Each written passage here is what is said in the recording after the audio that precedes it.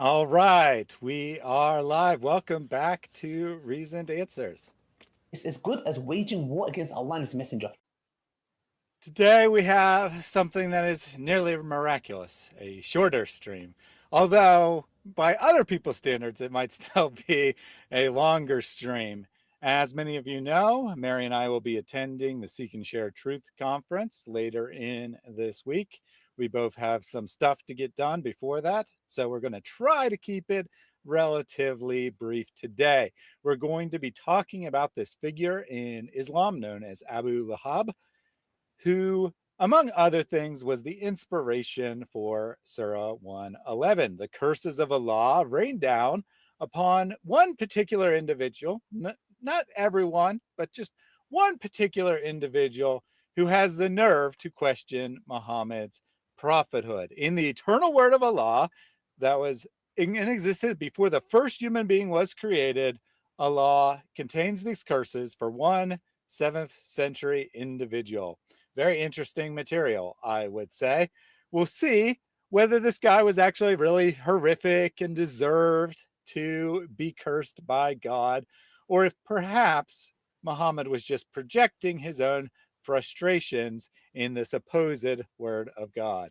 Mary, what would you like to say as introduction?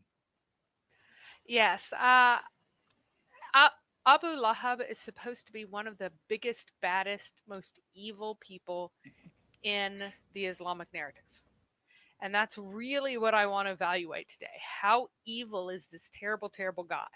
So let's find out the truth by exploring kind of what the sources say about him, which actually isn't that much for all of the attention that he gets, because he got an entire surah about him. He really does not have that many details about him in the sources.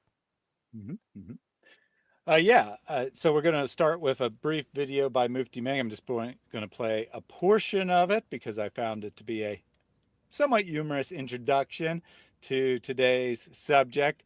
In this video, he expresses something that is very common within Islam. When someone you know is doing something that you find offensive, perhaps contrary to Islam, you say, don't be like Abu Lahab. That's how bad his name is, right? Within Islamic circles, that he is the quintessential example of an un-Islamic evil person. So let's go ahead and get the Mufti up here. All against Abu Lahab. And why were they revealed? I met a man who told me, how can the Quran have an Abu Lahab? Subhanallah. What powerful verses. All against Abu Lahab. And why were they revealed? I met a man who told me, how can the Quran have an entire surah which is denouncing a man? And I said, what's wrong? The man denounced the messenger. So Allah is showing that that man is also denounced. That's all. So, but how can Allah curse someone? So, that is Allah subhanahu wa ta'ala. It's the Quran. If you curse Allah, you are automatically cursed. He doesn't need to curse you. You are cursing yourself. How can you curse your own maker? He made you, He gave you your life. You'd be a fool. Allahu Akbar. May Allah subhanahu wa ta'ala protect us. So, destruction be upon Abu Lahab. Woe be upon Abu Lahab. Upon both hands of his, not just one. And so what happened? So, just to be clear, he says, I met a man who found this to be ridiculous, that Allah curses one particular individual in his eternal word. And how could this be? How could Allah do this? And then his explanation is that you're automatically cursed, which would mean there'd be no reason for the surah to exist. But hey, he's Allah, so he can do whatever he wants. I think that's his explanation. Did you get anything different out of that, Mary? No, I mean, it's usual Mufti Mink logic, which means none. I just thought that was so silly. Like, he makes the problem clear. He's like, you're automatically cursed, so therefore there's no problem here. This is perfectly logical for Allah to target this one individual. And as you can see, I don't have the cat cam on. I'm about to turn that on, but the cat is going berserk at the moment. So could be an interesting evening. Could be an interesting evening for sure. Let me get the cat cam started here. And then I'll pull up Mary's presentation. Remember to turn off the volume to the cat cam. Yep, I already did. Oh, and then the second I turn it on to the audience, she moves. Well, we'll get that. We'll get that in a second. But here is Mary's presentation. All right. This is kind of the typical portrayal that you get of him, of this like kind of glowering, scheming. He always looks like ultra evil, plotting, scamming, and going crazy. And he's supposed to be a very attractive man. His name means Father of Flame, and it's a nickname, right? It's not his real name. It's his nickname, Father of Flame. And he's supposed to have two curling hairs, like locks of hair down the sides of his face. And they never portray him in this very attractive way. It's just this kind of bad guy, so that you make sure that you know that you're supposed to hate him, so you really, really hate him. So, Well, I mean, he's how, supposed, in fairness, yeah. Mary, how would you possibly know a guy was evil if they to look? Yeah. And of course, we do definitely need to know who the bad guy is by looking at him and all of this. So there's a question here about who this guy is. Like, why is Muhammad so enraged by him in particular more than anyone else? And really, the reason why he's so angry at this guy is that he is one of Muhammad's uncles. And because he is in a tribal society, he is hoping, expecting, wanting those who are closest in kin to him to support him over and above supporting anyone else. So like the folks who are from the traditionally rival clans of the Quraysh, they might be expected to like oppose him. But the fact that someone within his own clan is opposing him offends him much, much more. I've spoken before about how there's a division between the Confederates and the perfumed ones, and then there was the League of Virtue, and Muhammad is part of one of the subclans that are in the League of Virtue. Well, the subclans of the League of Virtue are opposed by the Confederates. And so you might expect a lot of the people in the Confederates group to oppose him, but he was kind of counting on his own tribe, for his own subclan within the tribe, for help. And not that many of him followed him at first. I mean, compared to other tribes, they did, but not as many as he wanted. He wanted to be able to call upon them all for support. So Muhammad's grandfather famously had a ton of wives and a ton of kids. And I've marked in the red the ones that were alive and adults of his father's sons when Muhammad was born, so that we can understand who might have responded to Muhammad's birth, so that we understand who actually did and what that meant. So his first oldest son was Al-Harith, and he was by a woman named Sumra, and she was from an insignificant tribe, quite possibly a slave who got a manufactured a pedigree, because that's something that they did very commonly. They'd give someone a manufactured pedigree, but not from an immediately nearby tribe where it would like really matter, to make the prestige of the family higher. They just lie. So it's quite possible that she was actually a slave. What? Given Lying that, in Islam? yeah. Well, what's really funny is that like the genealogists who wrote the official Islamic genealogies that were part of the early Islamic material, they would be like, yes, and the first lie I told was when I said that so-and-so's great-grandmother was a woman from this tribe, but she was really a slave. But that's something that people were sensitive about, was that their ancestresses were slaves, and they wanted them to be, because miraculously, none of the Qurayshi men actually have a slave mother, grandmother, anything. There are no female slaves in any of their lines, not one. And the genealogists know that they're lying. They just lie to make people, increase the prestige of these folks. And since the story is that at this time his grandfather's supposed to be super poor, it's most likely that she was a slave more than anything else, and possibly not even his own slave at first, right? But anyway, he had a considerably older son, and then he had a bunch of other sons.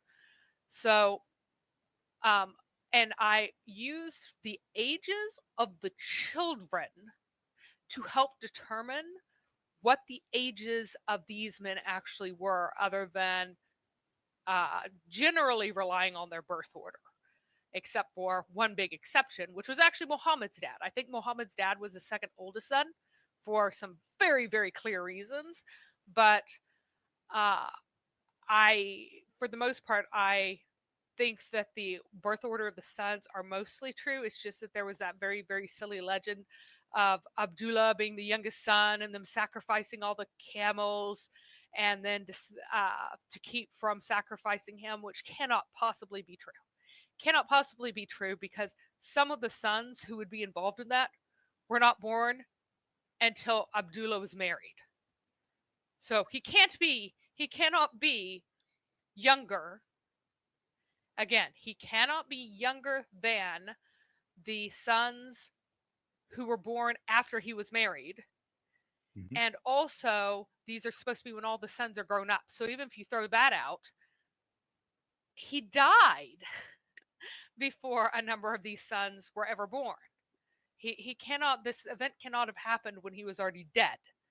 So for that reason, his entire birth order has been messed with to fit with this very appealing fairy story. But other than that, I think that they are generally accurate. So the oldest one, the Al-Harith, his oldest son was Naufal, and we don't know that much about him, but his next younger brother was born in 566. So maybe his oldest might have been born in 562 if you leave room for a dead child or a daughter in there that wasn't recorded. Now, Al-Harith was alive when Muhammad was born, but he died by 583 whenever the grandfather died. He was dead. By conventional Islamic dating, that would have been 4 years earlier, which starts to stretch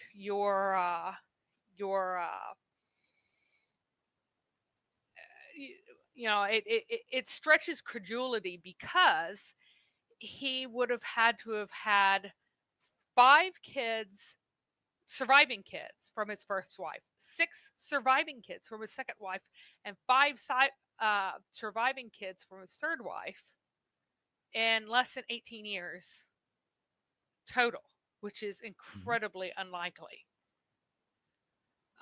So that is another piece of evidence for Muhammad being born in 574 and not in 566.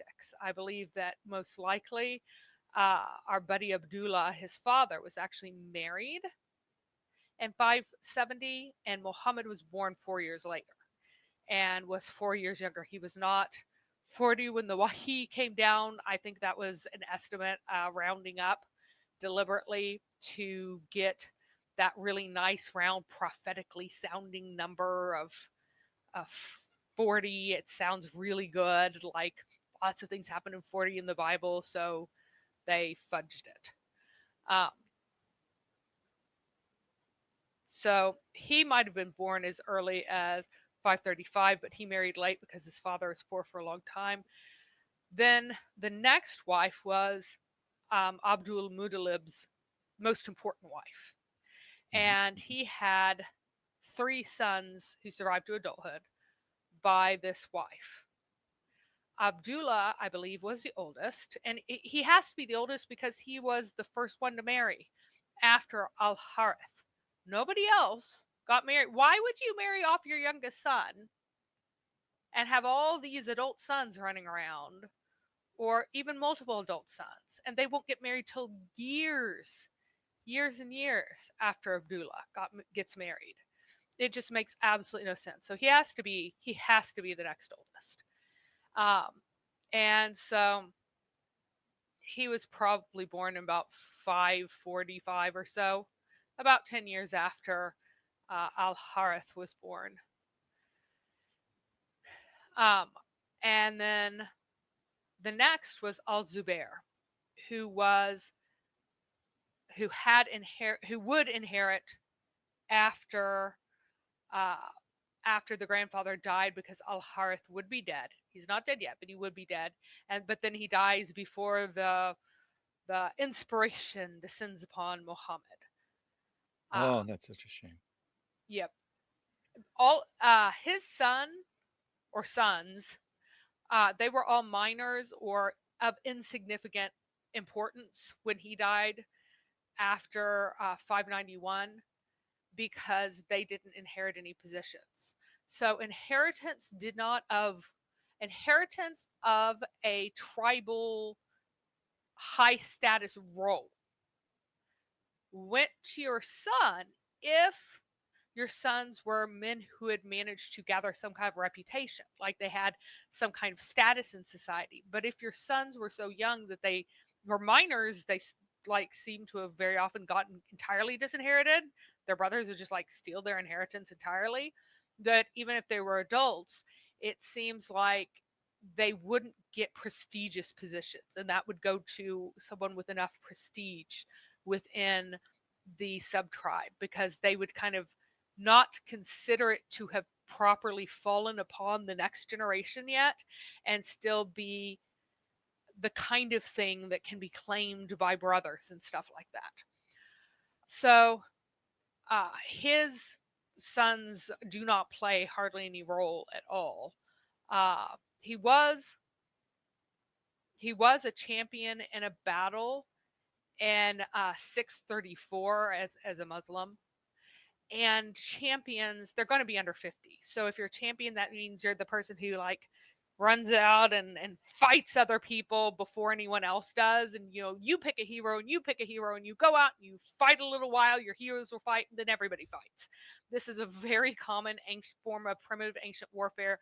You'll read about it in the Iliad. It's what the Arabs did too at this time, and would continue to do for hundreds of years, because they're very primitive.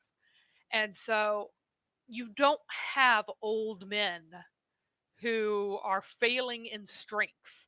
No matter how brash they are, they don't go out. You don't let a weak person be your hero. So that's why I said that he's going to be under 50, because I can imagine 40-year-olds, they're strong 40-year-old men, but in an era when you live life hard, and though you're a strong old person, you still are older than your years than people would be now. And you don't see, really good fighters in their 50s even now. You definitely wouldn't then. So you would not have a champion who's that old. So this again kind of points to the actual timeline that we're looking at there. So my guess that he was born, that the Al-Zubair, the second, was probably born about 547, seems to work out. There seem to be some daughters that were born in the interval, because Abu Talib seems to be quite a bit younger. And his real name was Abd Manaf. Now, Abu Talib would be the third person to inherit, or would be the second person after Abd al-Muttalib to have the primary, most important leader of the Hashemite clan title. Because remember, Al-Harith, he'll die before his father does. Al-Zubair has it for a little while and then dies. And then it goes to Abu Talib, the next brother. And whenever he dies, again, his sons are just not old enough to be a leader of an entire clan. So the position moves onward. But his real name is Abd Manaf, but the Shia pretend it's Imran, because Imran, of course, is a name of the father of Moses, and that sounds like a nice monotheistic name. That was not an Arab name. And other sources say Abd Manaf. His name was Abd Manaf. He was pagan.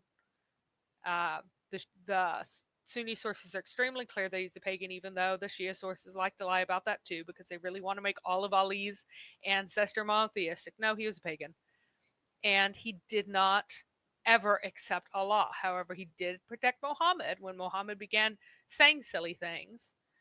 But on his deathbed, he still rejected Allah, and that massively impacted the theology of Islam ever after.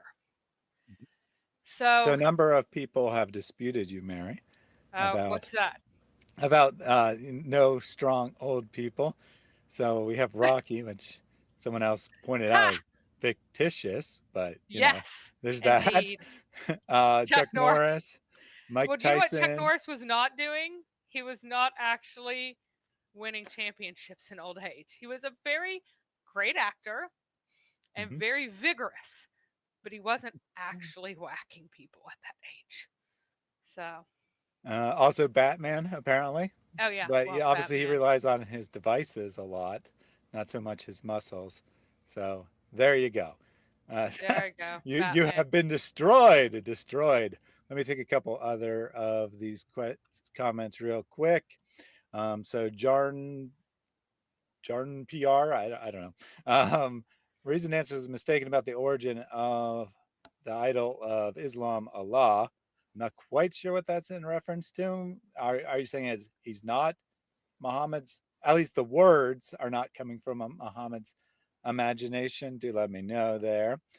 Carol wants to know, has anyone accused you of lying yet, Mary? Have you ever been accused of lying? I have been accused of lying like infinite number of times by Muslims.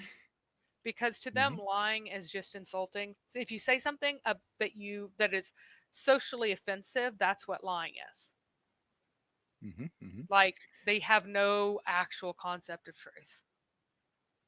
Then we got Mary is on her way to perform Hajj. Stay hydrated, Mary, and very important to stay hydrated when you're in that hot desert sun, Mary. So just so you know.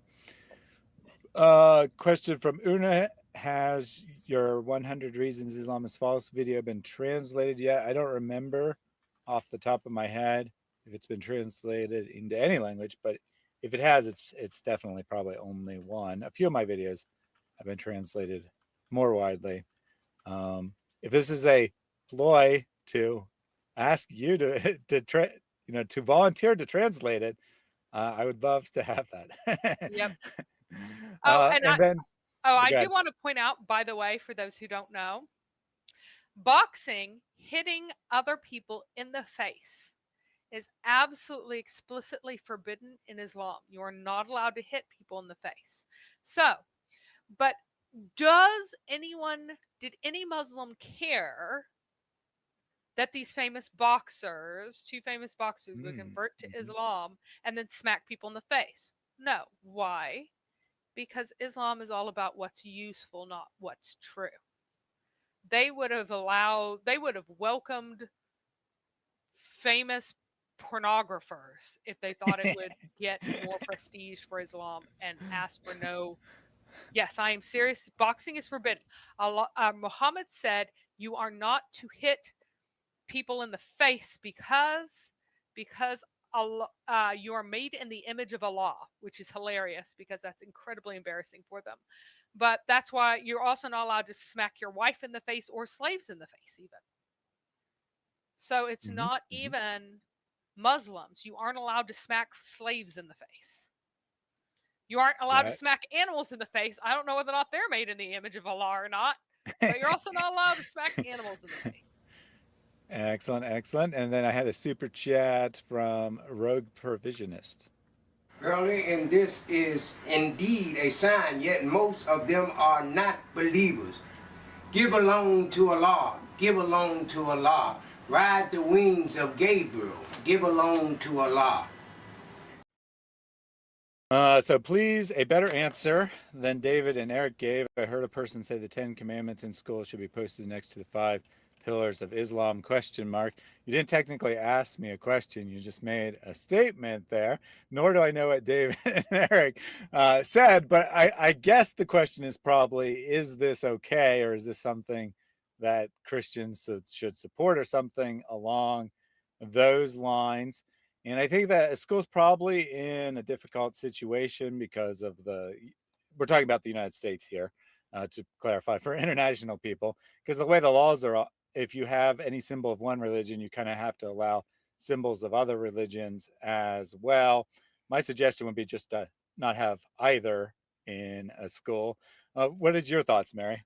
My suggestion is to actually use the interpretation of the Establishment Clause that the fathers did. None of the fathers would have any problem with the Ten Commandments in the schools. They would have no problem with reading the Bible in the schools. It was about the establishment of a particular church. And they also were against religious tests to run for office. Those were the two things. They had absolutely no problem whatsoever with it being a Christian school and a Christian nation. And in fact, even one who was quite irreligious, Benjamin Franklin, frankly said that one of the reasons that our country functions is that it's Christian.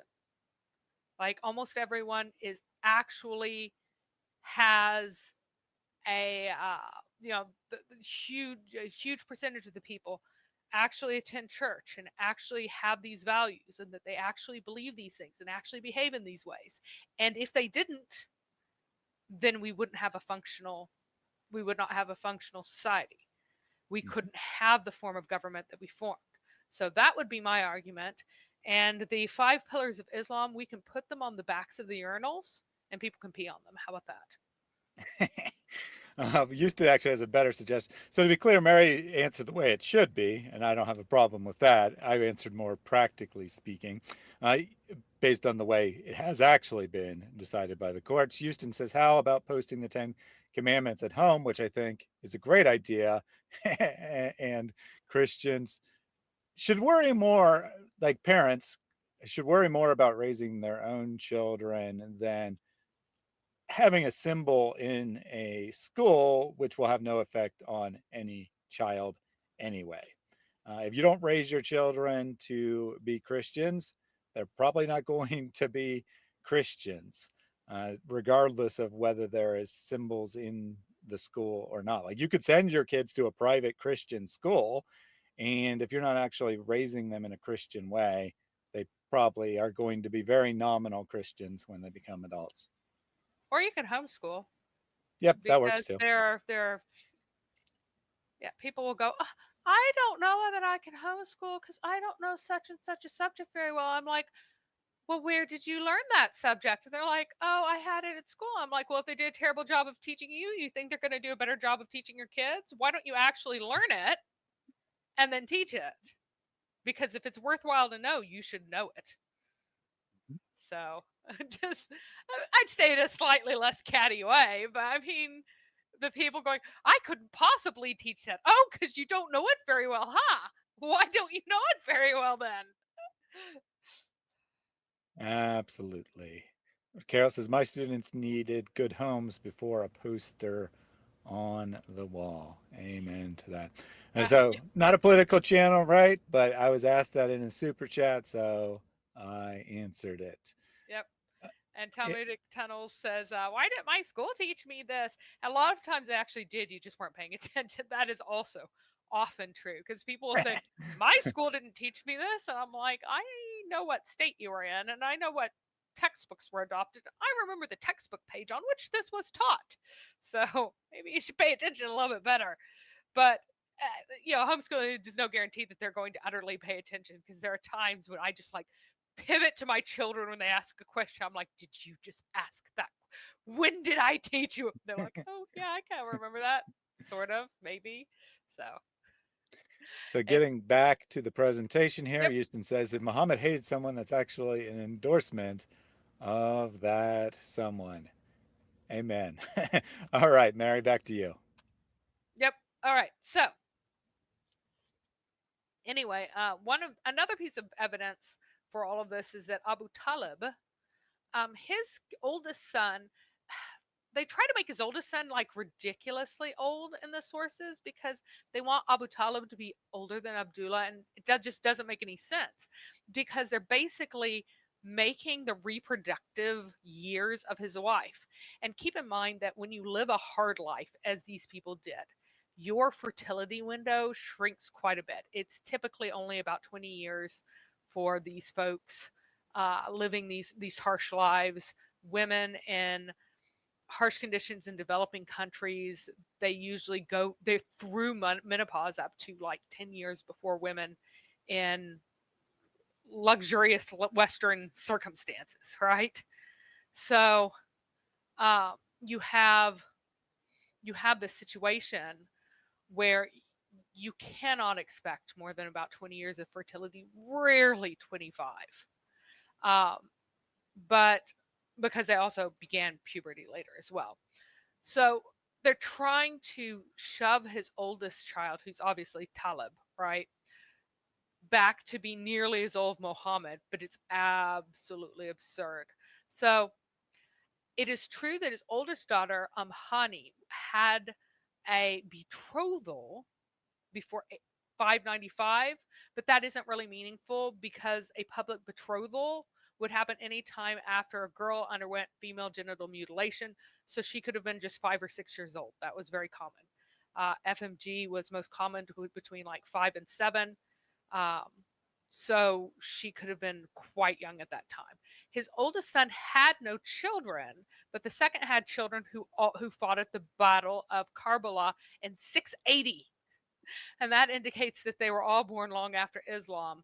They may have been in their 50s, but not in their 60s. Not unless, like, you're out there, they're about to kill your entire family, and even the old people need to go out.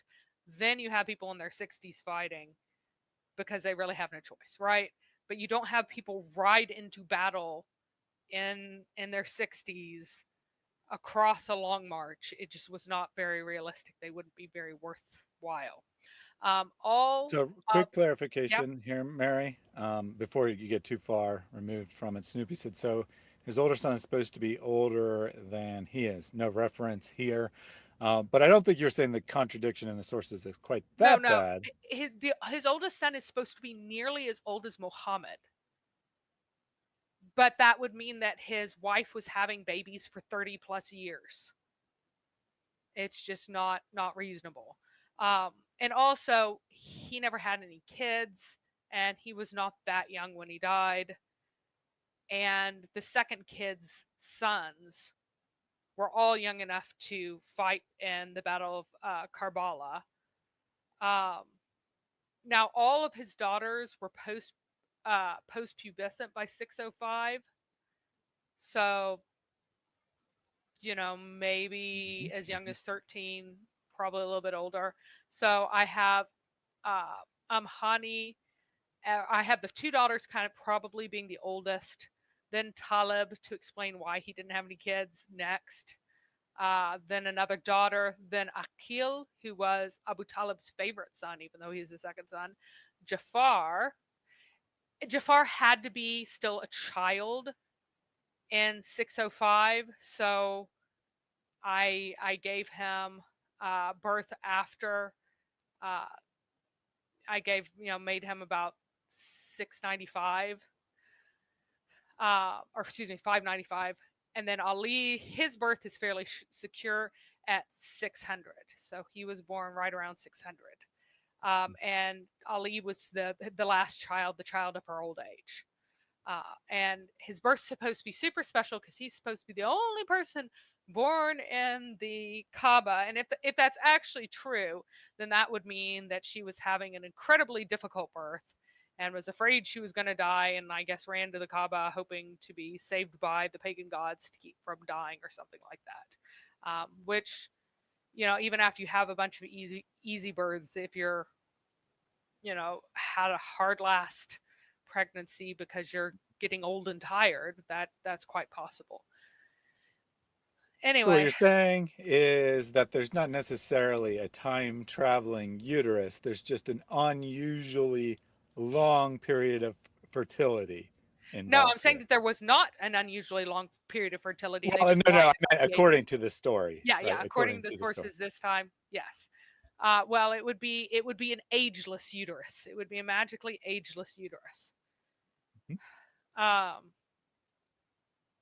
So anyway, Hani's first surviving child is born probably around 600, and the last around 617-ish. Um, so Abu Talib was probably born in 553 approximately, based on all of that. So these are the men that are alive, of the older men that are alive and adults when Muhammad was born. So we have Al Harith, his half brother, the heir. Then we have his two full brothers who are both legal adults when he is born, Al Zubair and Abu Talib. Then we have one other man who is an adult. And now in green here are the people who aren't even born yet whenever he's born. And in italics is a dead kid that we know about. And then in black, the two names in black, they're like newborns, they're babies. Mm-hmm. So 30 years, 30 children. Impossible. True. Highly improbable. Highly improbable. There is one woman in Africa who has a condition of it's super ovulation, and kept having kids, like 3 and 4 kids at a time. But that is incredibly rare. Like, that's 1 in billions. That's not even 1 in millions. So we're keeping things to what 99.5% of women in this society would experience, basically. So yeah, so I'd have to look up the world record, but I was going to say I think the world record actually is more than 30 children to one woman. there's one, but yeah. Well, there is it's in one that woman who vicinity. supposedly may or may not have existed in Russia. But yeah, there have been people who've had more. And if this is blasphemy, then your God is Muhammad. Thank you for admitting that you worship Muhammad as a god. And plus, the title is actually just a question. Yep. It says, "Was Abu Lahab better than Muhammad?" So a question. So I'm not sure this could be a joke, but if this is a serious comment, which apparently it is, since he said no one is better than our prophet. Yeah. So I want you to mention a way in which your prophet is better than you. Mm-hmm. So in terms of treatment of women, treatment of enemies, just some way in which your prophet has been morally superior to you specifically. So anyway, so the only other one who is alive, still alive, and an adult is Abu Lahab, who is the subject of today's video. And he is the youngest of the group. So you'd expect that these much older men, or at least much older, Al Harith and Al Zubair is quite a bit older. And so he there's a very good chance that he's actually older than Abu Talib. But Al Harith and Al Zubair, definitely older than him. So, and Al Zubair and Abu Talib are both closer related to Muhammad, and so would have, one would think, more fondness for him. But he is by a woman named Lubna, and he has 3 sons who grew up to adulthood that we know of. Utaiba, the younger son, he was probably unmarried when he died before Badr, and so that's not very helpful. His oldest son, who is Utbah, and then there's a guy named either Muatib or Matab. The sources can't remember what his name is, so they're not really sure. Different sources have different names. They both survived until the conquest of Mecca. They were both married then. Utbah had kids at least. And a guy named Abdul Wahid ibn Ayman was Utbah's slave. And so that's kind of interesting because it makes you wonder whether or not, I couldn't find who the slave's father is. So if the slave was fathered was not a captured slave, but a fathered slave. The only Amen that I can find anywhere in the sources is Muhammad's slave girl's son. So it might be the grandson of Muhammad's slave girl who is his slave, which would be an interesting twist. And the name is also suggestive. Abdul Wahid. That means slave of the one. And Wahid was a name that was used in some pagan circles, but it wasn't a pagan Arab name at this time, like in this area, as far as I know of. So it seems very likely that our buddy Amen got a slave girl pregnant after the beginning of after Islam began, and his slave girl gave this child the name Abdul Wahid after after Muhammad's Allah versus the previously pagan Allah, one of his titles. So it's suggestive. I have been able to track down nothing except for this little story about him asking, who gets his credit for freeing him, basically. But that information is not helpful to know the ages of these folks. However, he was an adult and had a slave woman when Muhammad was born. So his lack of status could have been because of his mother, who's from Banu Khaza'a, and that's the tribe of the scattered ones who controlled Mecca before the Quraysh did, rather than his age specifically, meaning that he was skipped over and it went to Abu Talib because Abu Talib was a full brother of Al-Zubair, who was the next one, and Fatima was a Qurayshi as well, so she had higher status in the society. And so that might be why he was jumped over rather than his age. Now, So before you go on, I want to give an update on Joshua. He says he can think of a million. But he hasn't multiple mentioned people. one. Yeah, multiple people asked him for one specific, and the only thing he's done is post a mind blown emoji. So yeah, I don't know what that means. He's also declared that his brother is a professional boxer, so he's a terrible Muslim. Yeah, I have a brother named Abdul Wahid. He's a professional boxer. Thanks for sharing. But as Mary pointed out earlier, before you were here, before you were being informed what Islam teaches, the religion that you apparently have no idea what it is all about, in Islam, it is haram to hit anyone in the face for any reason, let alone get paid to do it for a recreational activity. I mean, you can do it if you're trying to kill somebody, because you're already trying to kill somebody. But maybe his brother is Abdul Wahid Omar.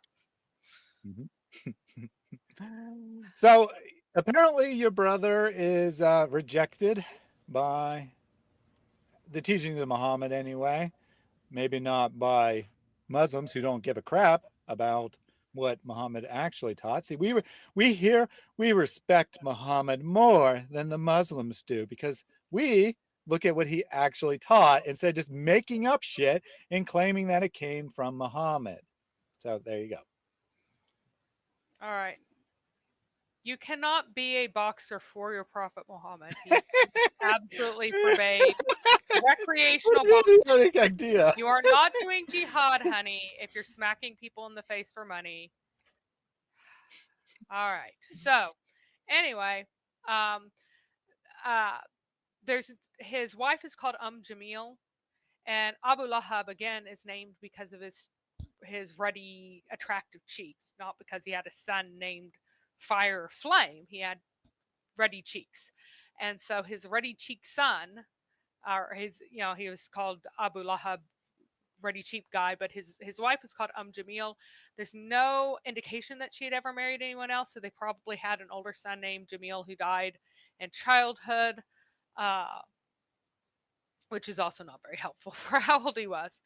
but it's possible these were maybe in 549, which is actually the same as the Islamic guess. So my guess here that I guess based on the ages of everyone and how everyone works out is actually the exact same as what modern Muslim sources will hazard as a guess, right?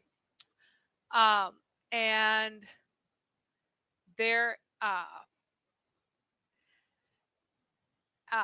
and he may have been closest to Abdullah in friendship because they were pretty darn close in age. I think Abdullah was probably 4 years older, and so not too far apart. Al Zubair was closer in age, but you can be closer friends with someone who is slightly more apart from you in age than the next closest person. Mm-hmm. And the reason why I think that he may have been closest to Abdullah in friendship will be evident in just a moment. But he actually went against the Banu Hashim during the boycott. So Muhammad was boycotted by everyone, and the Banu Hashim declared that they were going to stick with him. And Abu Lahab opposed him and said, no, I am going to follow the boycott. I'm not going to help him out. And because of that reason, seems to be why he got skipped over when Abu Talib finally died. And so it went to a considerably younger brother, Al-Abbas, who was only 4 years older than Muhammad. So Al-Abbas was about 4 years old whenever Muhammad was born. Hamza was 3 or 4 years old, or he's supposed to be 4 years old. I don't know why I have a different date there. But I may have had these backwards. Maybe I think Al-Abbas is 3 years older than him, and Hamza is 4. So I may have gotten that backwards. So they're itty bitty babies at this time. They're toddlers. So they are not even involved in this. So here are guesses as to the ages of various people that work pretty well with when their kids are born, younger kids are born, that kind of thing. Mm-hmm. Now, Qutham had just died around the time that Muhammad was born. And I believe that Amina, whenever Muhammad was born, wanted to name the child Qutham, and Abdul Muttalib to say, no, it's your child. This is the child of the clan of Hashim, and I name him Qutham, which is a family name because it's a name of a child who just died.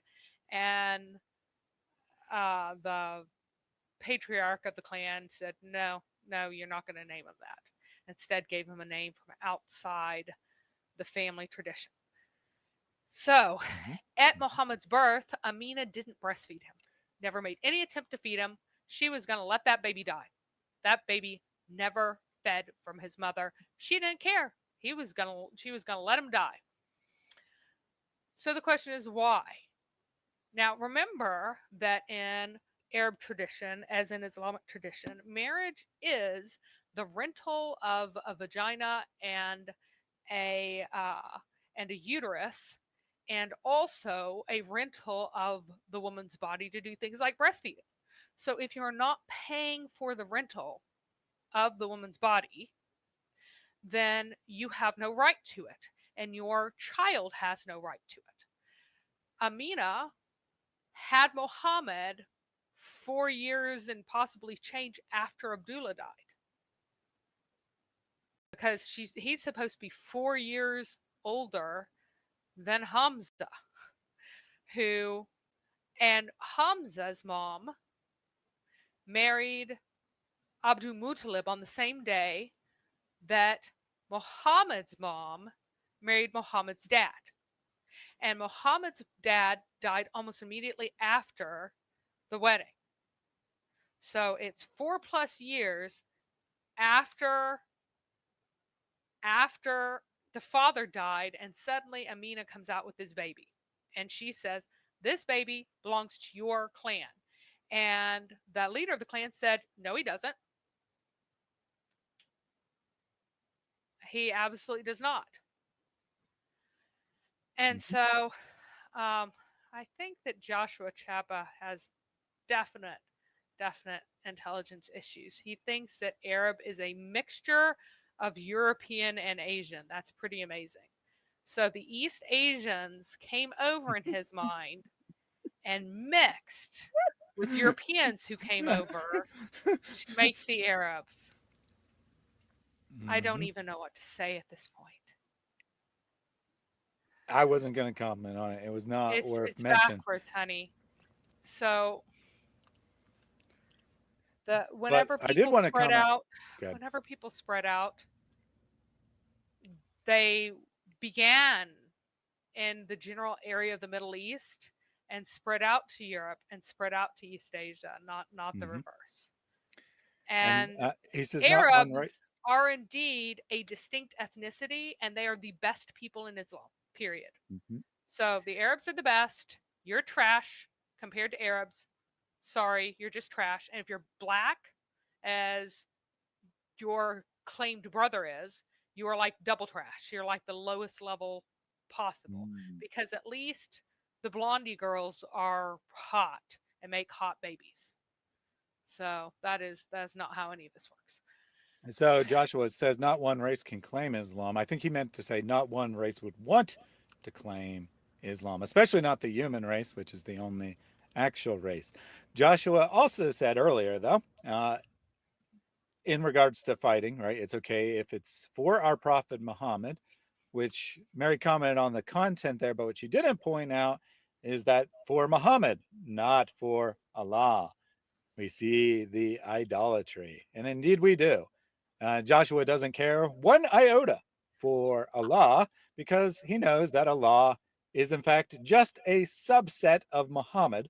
Since it's his imagination, Muhammad is clearly superior to Allah, and thus he worships Allah. And and that's actually, no, the Bedouin, Art asked whether or not the Bedouin are best.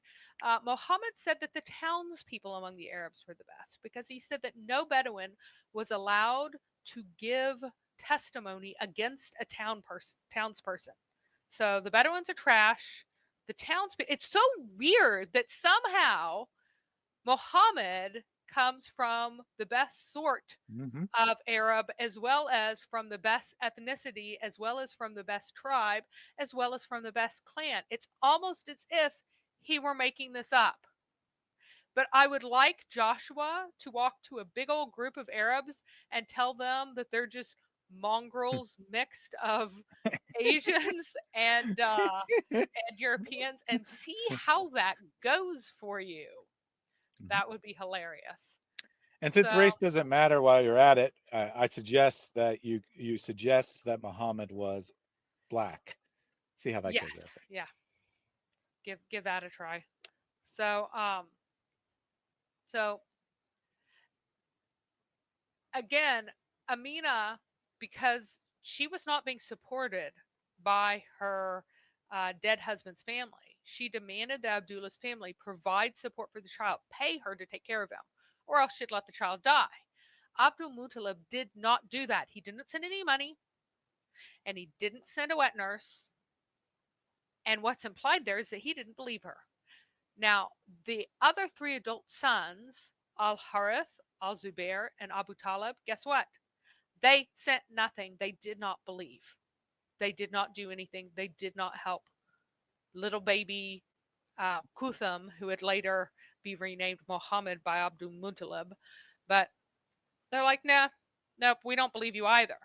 Guess who did believe her and who saved Muhammad's life? That would be Abu Lahab. And according to the Islamic sources, he was so happy to discover that his dead half-brother had produced a son, that he freed his slave in delight at this moment, at this news, on the condition that she went and breastfed this baby. So he saved Muhammad's life, and we'll see how grateful Muhammad is for his life being saved. He saved his life, supported him, made sure that he got the provision that was needed. And then later that same slave woman would be a nurse to Hamza, and then later still oh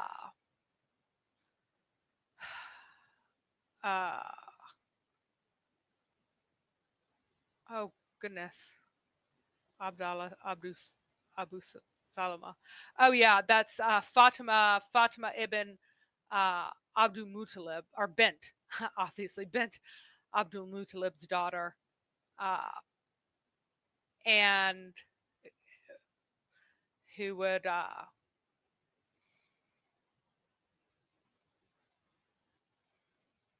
have a child named Abu Salma. I'm slightly confused. I've forgotten what I was writing right there. I've totally All the forgotten. genealogy is so Yeah, the confusing genealogy that is even very Mary can't confusing. remember it. And Mary knows everything about everything. So that's really saying a lot. Let me take a super There's chat so many real. Fatimas. Let me take a super chat real quick from Peter N. Grobler.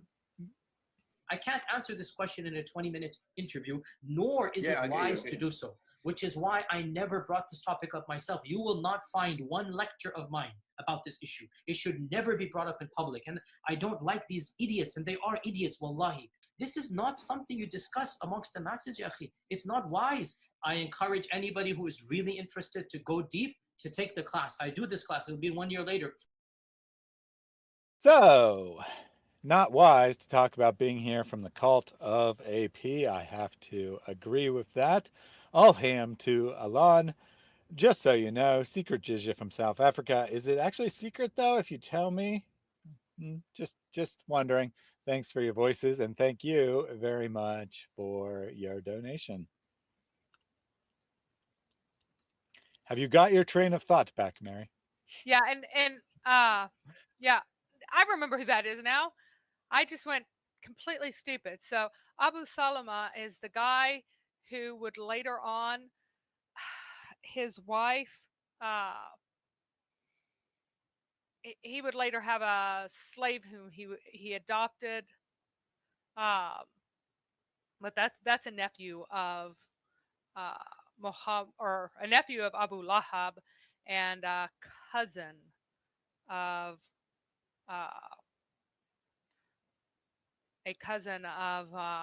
Muhammad. So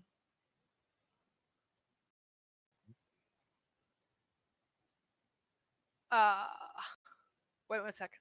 So Muhammad had, of course, 4 daughters famously, and before he declared that he was a prophet, he before he declared he was a prophet, he had married off 3 of them. The first one he married off to the only son of Khadija's sister, and he has the name Abu al-As ibn Rabi, and he was either divorced or a widower, and his son seems to be dead because there's absolutely no trace of it anywhere. So even though he had already had a child at the time that they married, the child seems to be dead, and I can't even find out who his first wife was, and I have searched and searched. But that meant that Zainab would then have her kids. She would be the first wife or the only wife, and her kids would have the full inheritance. So it was a good marriage, but Muhammad apparently didn't like it that much because he really wanted his daughters to marry into his own family. By tradition, a man was able to demand the daughters of his brothers, or sons, the sons of his brothers for his daughters, and that is the best type of marriage. So the best type of marriage is for 2 men to have their sons and daughters marry each other according to 2 Islamic brothers. tradition. You said 2 men, but you Arab meant 2 tradition. brothers. Do what? You said 2 men, which is obviously always true. You meant to say 2 brothers. 2 brothers, yeah. Two brothers. They would each have kids, and then the sons would marry the daughters, and the daughters would marry the sons across the first cousin relationship, and that was kind of the ideal. Muhammad himself went to his Abu Talib again, our buddy Abu Talib, and by tradition, Abu Lahab wanted to have custody of Muhammad when Abdul Muttalib was on his deathbed, but Abdul Muttalib chose Abu Talib instead of Abu Lahab. Now, of course, there's this kind of cheesy story of Abdul Muttalib realizing that Abu Talib had the better right, or was just a superior person or whatever. But in reality, he did have a more legal right because they were full brothers rather than half brothers. But again, Abu Lahab wanted to take on the raising of this child, which would mean expense. It also would mean that he would be able to protect this child from what Abu Talib was well known to do with boys. Abu Talib liked pretty boys. He liked pretty boys a lot, and there's like a 99% chance that he sexually assaulted Muhammad. As there's a story that is in the Islamic sources about him asking Muhammad to please to get in the bed with him, and then he was surprised when Muhammad was still wearing a shirt.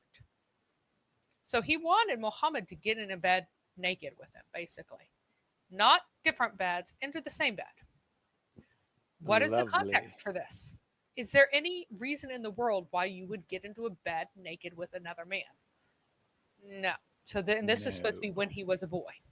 So Abu Lahab, once again, wanted to take on an expense and protect Muhammad from Abu Talib, but Abdul Muttalib gave Muhammad to Abu Talib because he had the better right. But then whenever Muhammad said to Abu Talib, hey, I have the right to marry your daughter because of our relation to one another. You're my full brother.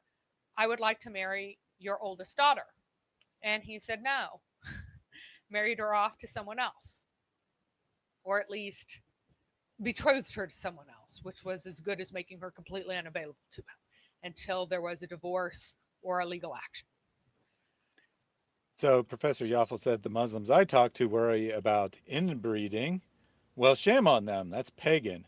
In Islam, genetics don't exist. That's a very pagan idea. Come on. Tell your Muslims to be better. Tell the Muslims you talk to be better Muslims, or preferably not be Muslims at all. Yep. So Morgie wants to know, how much do we know about Abu Lahab? I thought it was very little. Well, it's enough to it is fill... very little. We're going through everything we do know about him. And I forgot to pull up that particular... I can't remember where it was because it wasn't in the life of Muhammad, but there is specifically... it is specifically...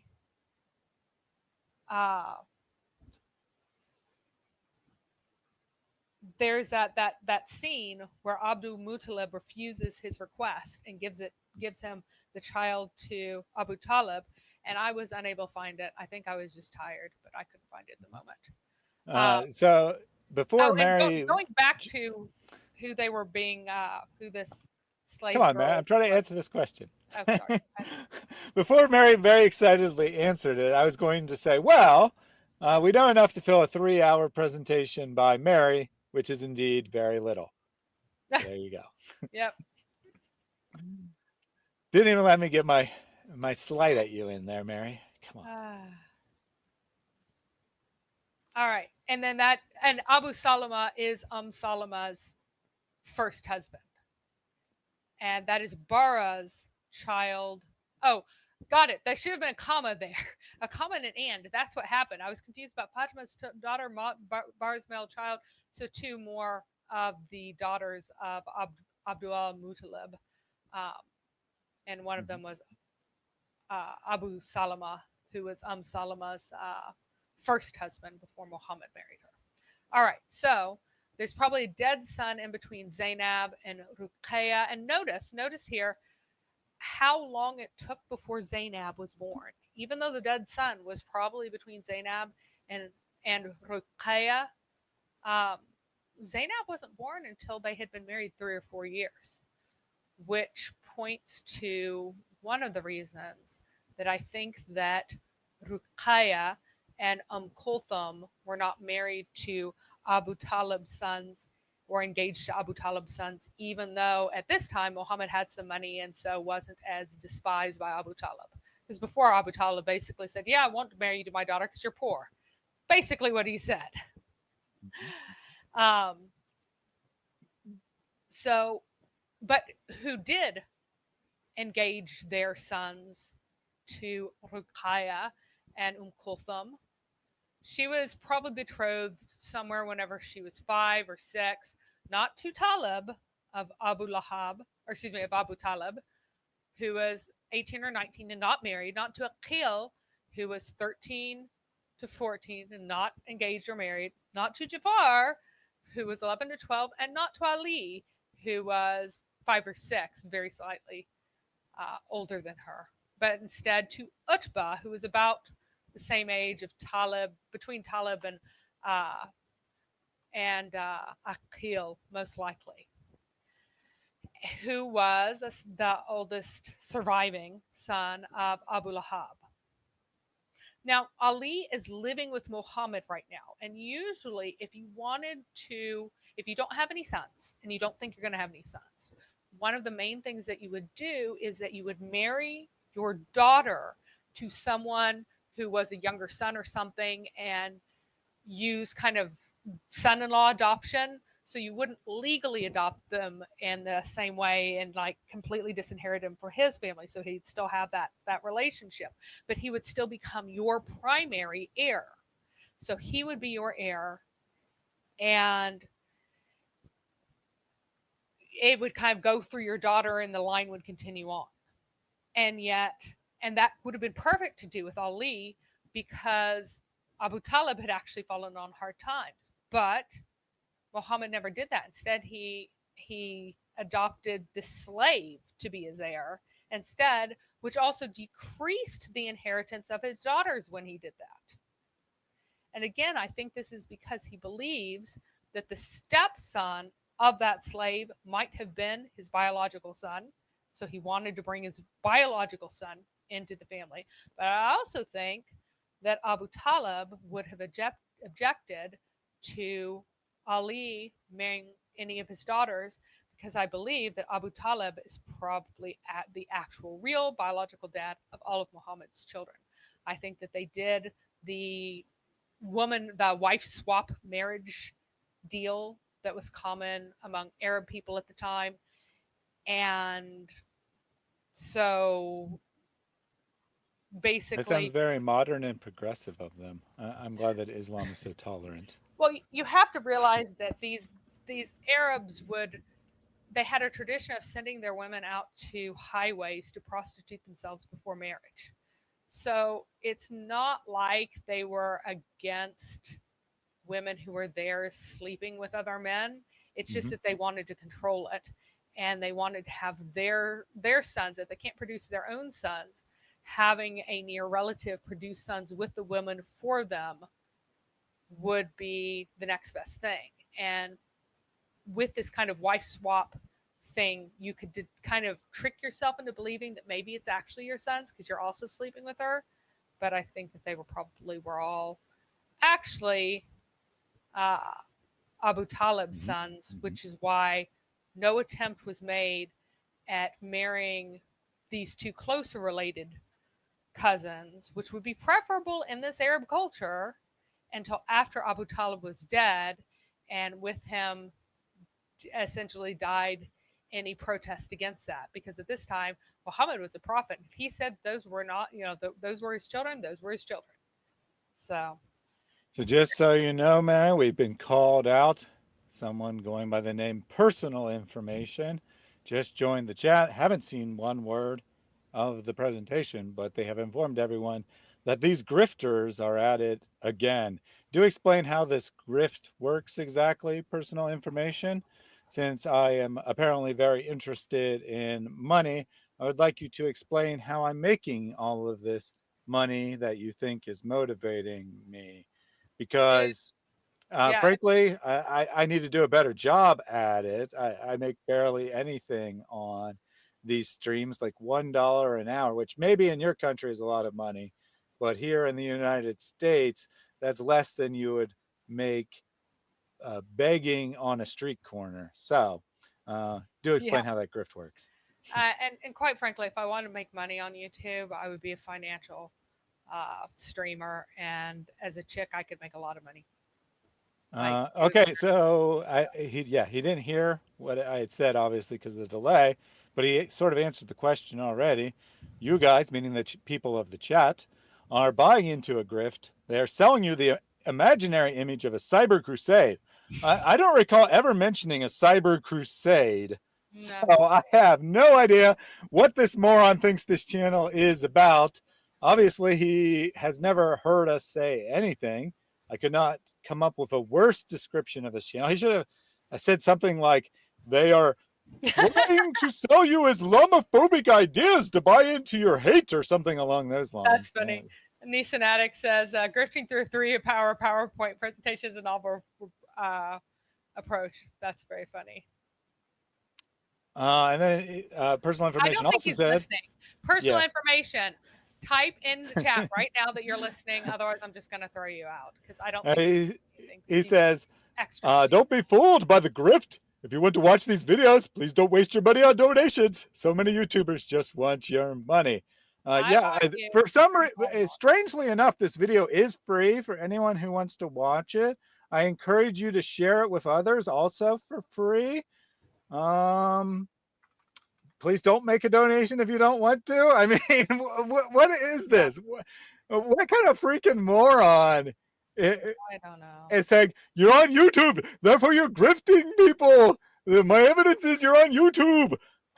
No, we're not Ali Dawa. Come on, guys. We only need another $1,000. Just give me another $1,000. Oh, you give me $1,000. I just need one more $1,000. Always need another $1,000. Guys, the dawa is really important. We have a lot of work to do. We just need $22,000 by the end of this stream. We're $1,000 away from that. We'll end the stream right after we get that amount of money. Oh, sorry, correction, guys. We just hit 22,000. We need $23,000. Okay, he didn't turn on his volume. I threw him into timeout. Okay, so he's not listening. What is this? This has nothing to do with anything. All right. He's going in timeout if he can't listen. Okay, so,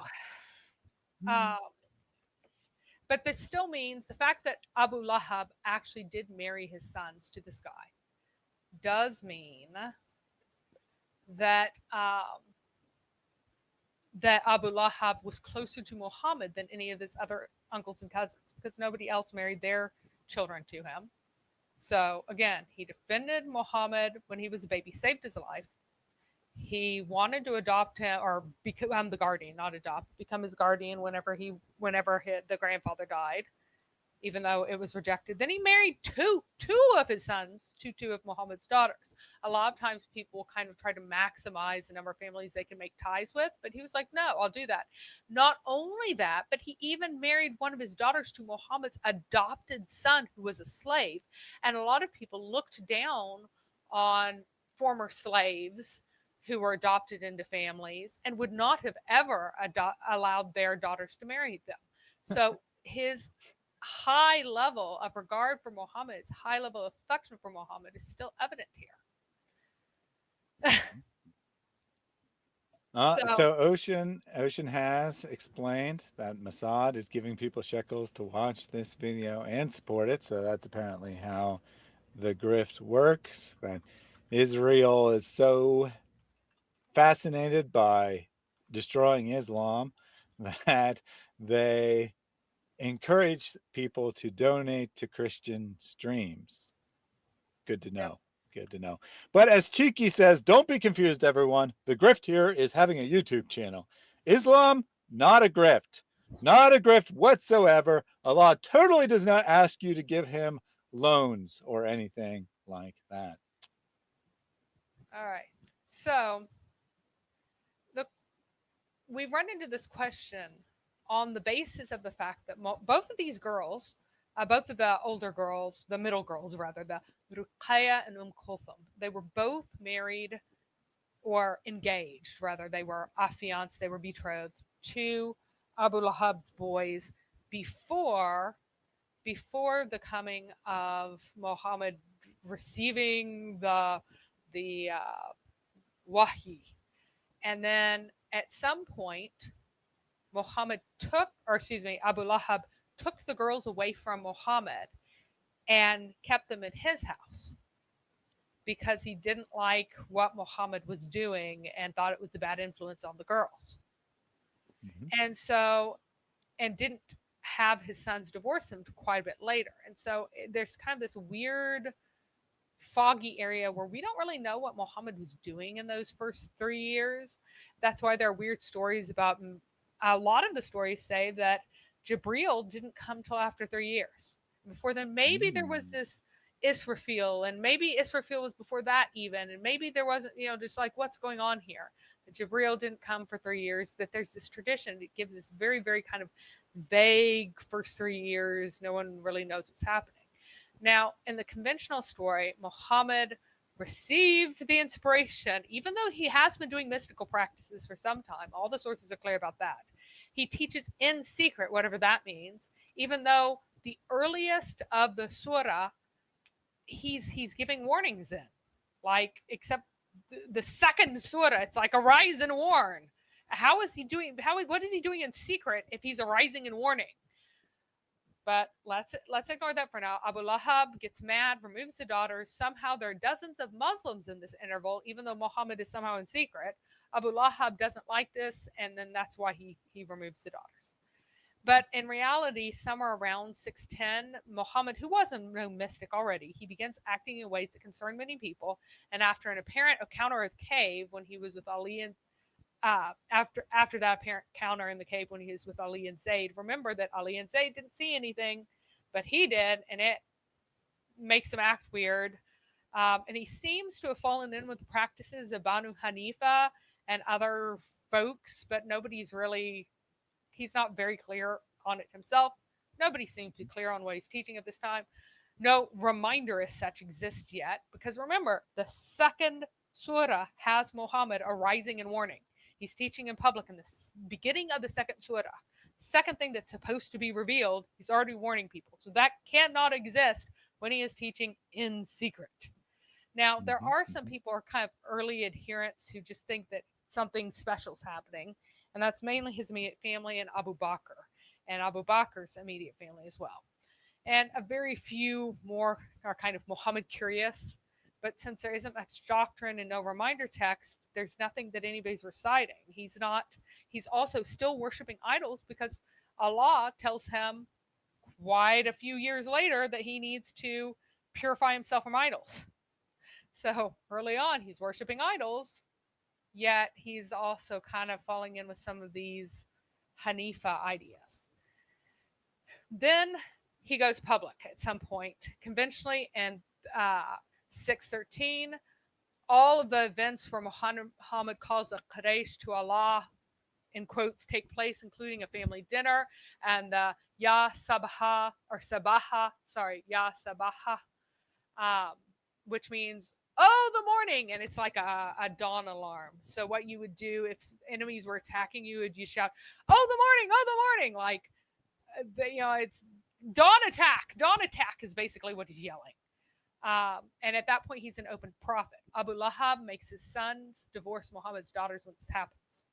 Now, I think that day is probably true, and we'll find out why in a second, why it almost certainly has to be true, that around 613 was when this divorce happened, which was precipitated by Muhammad teaching publicly. But it takes a while for Muhammad to finally decide he's a warner. He's still not a prophet. He's just a warner. And he's warning people to worship Al-Rab, not Allah.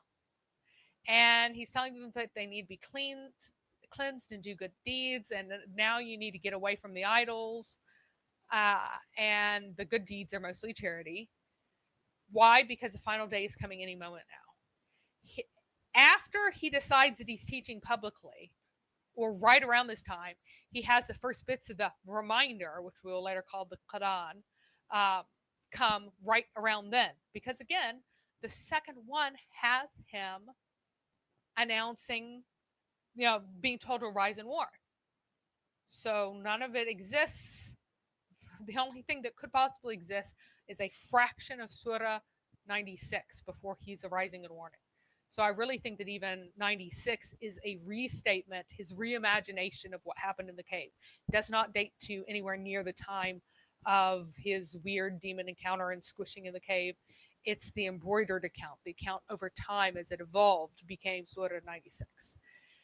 Now, he begins with So, a famous family hold dinner on. that we'll go into in a moment, where Ali converted according to the Shia. And keep in mind that this family dinner is supposed to be where Ali is the only one to support Muhammad. If he is so secret before this point that Ali himself wasn't even like a real follower of him until this dinner, like, how many people was he teaching in private at all? Was he teaching anyone? Did he have any coherent message? Now, in this interval, you did not have the night prayers, you didn't have the staying and praying, you didn't have any of that, and there is no Qibla. There won't be for a very long time. They also didn't use the Kaaba. They won't use the Kaaba until after the boycott is over. There's no observing the Kaaba. There's no circling the Kaaba. They don't associate themselves with the Kaaba at this point. Even after this, even after his first announcement, it will take a while for the official call to totally abandon idols. So it might be after Muhammad, or after the prophet, or after his God misses a prophesied return date. It's like, oh, Allah didn't come back because we were still with the idols. We need to purify ourselves from the idols or something. So Leo says, yet the Kaaba and the black stone or stones still exist? Huh? So I'm not quite sure the context of why he's asking that exact question. I mean, you are talking about the Kaaba, but I'm not quite sure what he's getting at as to what doesn't make sense. I think he's confused by the fact that I said that they do not utilize the Kaaba. So the Kaaba is a pagan site. It was there already, but Muhammad's first followers, after Muhammad gets his first public followers, they start doing their standing and praying all night. They had not been doing this before. After he goes public, they begin gathering at this dude's house on Al-Safa, and then they were staying and praying all night, and that's their first big thing. That's what they're doing. They hadn't been doing it before. Now they start after this. But there is no Qibla. There's no direction of prayer. They aren't doing the ritual bowing and praying at all. It does not come into Muhammad's religion yet. They don't use the Kaaba. The Kaaba's there, but they're not using it. Why aren't they using it? Because it's a pagan site. It's one of those idols that they're supposed to cleanse themselves of, that they get told eventually to cleanse themselves of. But even before they're told to be cleansed of it, they're not utilizing it. They don't have, their religion doesn't really, or their activities don't really have anything to do with the pagan Kaaba at this point. All right, so quick interruption here from Nur Annie, who has devolved quite a bit over the last year. Originally, at least tried to interact with the streams, now comes in and leaves comments like this. Your religion is a rubbish, gibberish religion, false, with all due respect. So, Nur, I think I've warned you a number of times not to do this, and I put you on immediate timeout as soon as you did. But I'm going to go ahead and elevate that. The next time you come into a stream and leave a comment like that, you will be responsible for what happens to your little book. Okay? So if you don't want anything to happen to this little book, I suggest you stop trying to troll this channel. You will not get another warning. All right, so Waraka may have died between these two events, and his death may have even been a catalyst for Ya Sabaha, or Ya Sabaha. Sorry, I keep screwing up. Sabaha. Whenever he calls, "Oh, Quraysh, come and listen to me, an alarm, terrible things are happening, the end of the world's about to come." So that may have been because something happened that triggered him to take extreme measures, and that may have been part of it. Now, Abu Lahab does make his sons divorce Muhammad's daughters after Muhammad curses him at Ya Sabaha, and it probably was in the same year, because if it got much later, the girls would have been quite a bit too old, and we'll see why they have to be young-ish before when the divorce takes place in a moment. And it proves again that Abu Lahab and his sons are better people than Muhammad is. We're about to show even more evidence of that. So And at that time, by the way, Muhammad declares that his God is not worshipped by the Quraysh at all, nor does he worship the God of the Quraysh during this time. So that whole surah where Muhammad's like, I do not worship what you worship, and you do not worship what I worship, and I do not worship what you worship, and you do not worship what I worship. This makes no sense whenever you go back to what Muhammad will say, whenever you go to what Muhammad will say later on. What is his accusation? You guys are associators. If you are associators, you are worshiping Muhammad's God. You're just also worshiping other gods. But early on, Muhammad says, no, you do not worship my God. I do not worship any God that you worship. So the question is, did the Quraysh worship Allah at the time? And the answer is yes. The conclusion is that Muhammad did not worship Allah. And did they worship Allah? Yes. So if they're not worshiping Muhammad's God, then Muhammad's God again isn't Allah. That's like a restatement of the fact that they have completely incompatible belief systems. Just in case you missed that, according to Mary, Muhammad did not worship Allah. It sends shivers up my spine. At least originally. And then he eventually determined that Allah was his God after all. Interesting stuff. Yep. So here is the entire narrative of this event. By the way, a lot of the folks who supposedly accepted Islam at this time, it's almost certainly lies made up by their grandkids who want to consider their own, or even just their children who want to consider their parents to be among the Sahaba, because you get political important roles if they were, and if they weren't like forcefully converted at if they were classified among the immigrants was what they really wanted. They wanted to be more than Sahaba. You had to be classified among the immigrants, and then you got special privileges, even if you were a descendant of them for quite a while. So people just lied and just said, yeah, my parents believed in him. And what you end up getting is that, like, excuse me, like a full quarter of the people who were actually in Mecca at the time of a full quarter of the Qurayshi men who were alive in Mecca are credited to be immigrants to Ethiopia and get on that list, because everybody's trying to get the status, to get the money. And even if you know that so-and-so's lying, well, if you're lying too, you just don't tell on each other. You just go, yeah, our ancestors, they were just hanging out in Ethiopia for years. Mm-hmm. So, Mary, as usual, you're going to have to educate Nur on what the Quran says. She says, you're responsible for God. I am not responsible for what you do. I know this is what you believe about your son of God, Jesus. He is responsible for you. We don't buy into that, my friend. So what could I be referring to here, Mary, when I say that Nur does not know what's in the Quran? I think you muted yourself. Did it wrong. Ha! Do not insult their gods, or they will insult your gods. That's what the Quran instructs you. So it will say, we are following through with the prediction that because you are being disgusting, then we will do something ugly to something you worship, which is this incredibly stupid book. All right. So Nur was warned. She did not know the consequences found in her Quran. Maybe she should read this, right?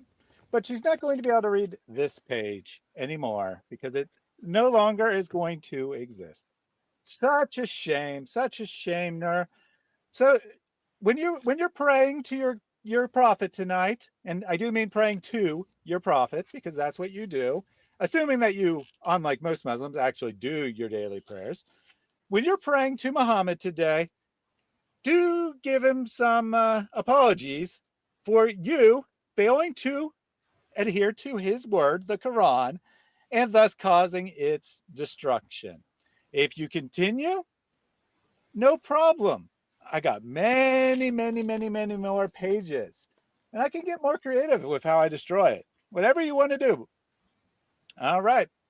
With that, back I've eaten to some of it, which means that there is now Quran in my septic tank. and you can kind of see the pieces of the Quran on the cat to remember for the rest of the stream, or at least until she gets up. Yep. All right. So this is supposed to be early on when he's supposedly teaching in secret and nobody knows about it because, of course, people are going to lie and say they were really early believers. Anyway, people began to accept Islam, both men and women. And it isn't even called Islam at this time. And I'm not even sure whether or not Muhammad ever called it Islam. But the Mohammedan cult, both men and women in large numbers, until the fame of it was spread throughout Mecca and it began to be talked about. Then Allah commanded his apostle to declare the truth of what he had received and to make known his commands to men and call them to him. I'm sorry, that's just so ridiculous. But anyway, 3 years elapsed from the time that his apostle concealed his How dare faith. you call the Quran ridiculous? Or But the this Islamic is sources, Muhammad. I mean. I'm calling Muhammad Yeah. ridiculous because here he is, ready? Large numbers. There's fame, and he's concealing. This is concealment, supposedly. Anyway, until Allah commanded him to publish his religion. Again, 3 years, and we look in the second surah that was supposed to be revealed. And it says, arise and warn. So that could not have existed for those 3 years. Just really want to make that point. The second surah did not exist until Muhammad was teaching publicly. I like that when the cat gets up and walks all over those pieces because Muslims think that cats won't walk on the Quran. Totally fine to walk on the Quran. All right. Yeah, Joshua, it took Muhammad a while to start using the word surrender because he didn't know that he should steal it from the Christian usage until he became familiar with it. So he didn't call it Islam at first because he I also have a question for you, Joshua. How come you're submitting to Muhammad? Are you not a Muslim? Because every single one of your comments has been about Muhammad. You're clearly submitting to Muhammad. So if Muslim means to submit to Allah, which it doesn't, right? There's no Allah in there. It's actually just submit. But if we're going with your theory about what it means, then I guess you're not a Muslim. Interesting. So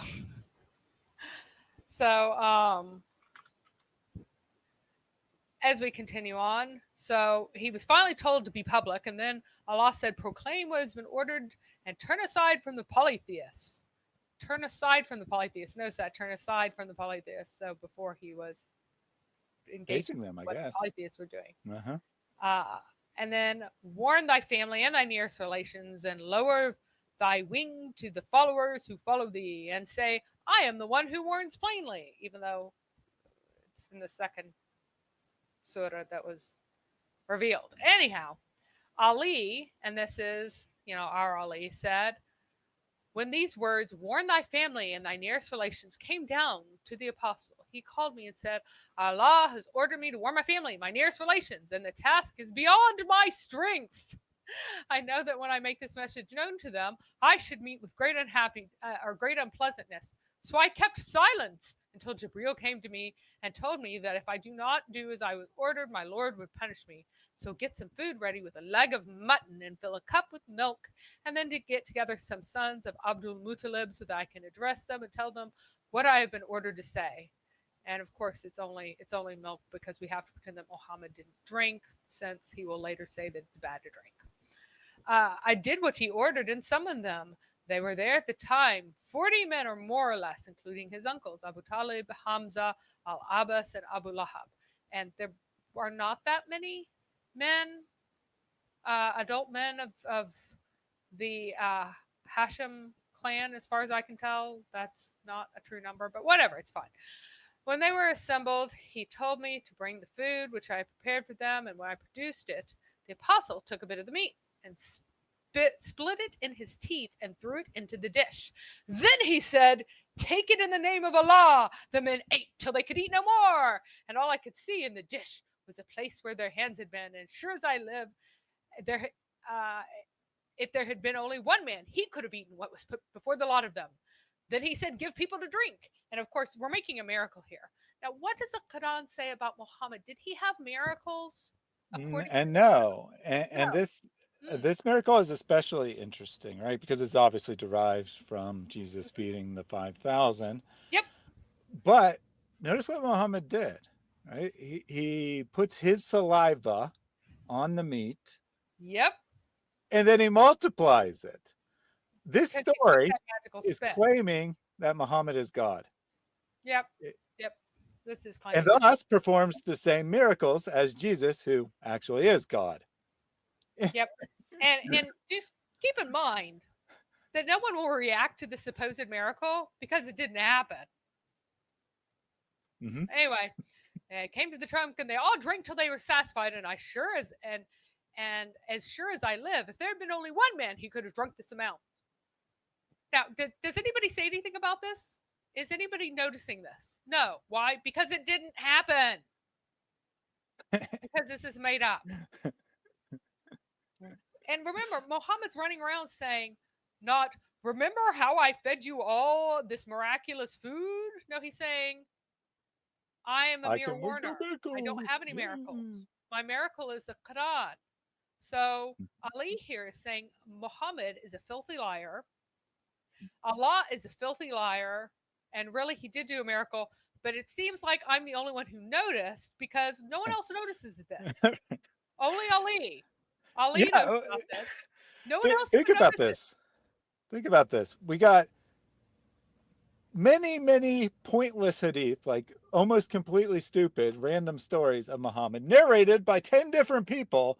And this like super out of the ordinary, miraculous event, we got one narration in an unauthentic source. Well, You know they're telling a lie. Well, even notice that even in his story, they don't notice. Nobody notices. And in Ali's story, these men don't notice that Muhammad put his mouth on the food and then threw it in a bowl. No one said anything and put like a little mouthful in there, and they all ate to their fill and like drank a little and got some of the spit in a drink, and then they could all drink their fill. No one noticed this in Ali's own story. That's even better. Yes, that's my point. It's just so stupid. Anyway, I have a feeling that Ali did not actually tell this version of the story. It's extra stupid. Nah, you think? And the reason is because if you're making up the story yourself from the beginning, you would have people react to it. That's the way people tell stories. But because somebody else embroidered it, they only added that part of it and then forgot to add any reactions to the supposed incredible miracle that just happened in front of everyone. Anyway, when the apostle... Which is something you can't fathom. Exactly. I cannot fathom it. When the apostle wanted to address him, Abu Lahab got in first and said, your host has bewitched you. So they dispersed before the apostle could address them. On the morrow, he said to me, this man spoke before I could, and the people dispersed before I could address them, so do exactly as you did yesterday. Everything went as before, and then the apostle said, and then was able to talk to them. And this is also a goofy addition, by the way, because it makes no sense. Sons of Abu Lahab, I know of no Arab who has come to his people with a nobler message than me. I have brought you the best of this world and the next. Has he brought them the best of this world? What's the best of his world that he brought them? Is he already promising them booty, supposedly, in the story? Anyway, Allah has ordered maybe me it's the spit meat. That's what. Yeah, but it makes no sense because even in the context of this, Muhammad's talking about how he's poor now and he's spending on the poor and he's doing all this stuff. But the next life, you should love the next world better than this one. This is not something that he would have said at this time. He would have said, that the next world you should care about. You should care about the end and not the here and now, not the here below. But whatever. Allah has ordered me to call you to him. So which of you will cooperate with me in this matter? My brother, my executor, and my successor being among you. I don't even know what to say that. The men remained silent. Wait. Yeah. Hold on a second. This is Muhammad talking, right? Yes. So why is he saying my successor is among you? Because it's supposed to be Ali. He's supposed to magically know. Because this is a story put in Ali's mouth. He's like Right. identifying Ali as the second caliph. Correct, as a proper caliph, right? Uh-huh. Right. So again, all of this is very clearly fabricated. All the details are fabricated. Perhaps this dinner happened, but nothing he's saying here fits in the historical context whatsoever, any more than the spit meat. The men remained silent, and I, though the youngest, most rheumy-eyed, fattest in body and thinnest in legs, said, O Prophet of Allah, I will be your helper in this matter. He laid his hands on the back of my neck and said, This is my brother, my executor, and my successor among you. Hearken to him and obey him. The men got up laughing, and Abu Talib said, He has ordered you to listen to your son and obey him. Or saying to Abu Talib, He has ordered you to listen to your son and obey him. And again, this is from the Shia Hadith, which is obviously fabricated. But again,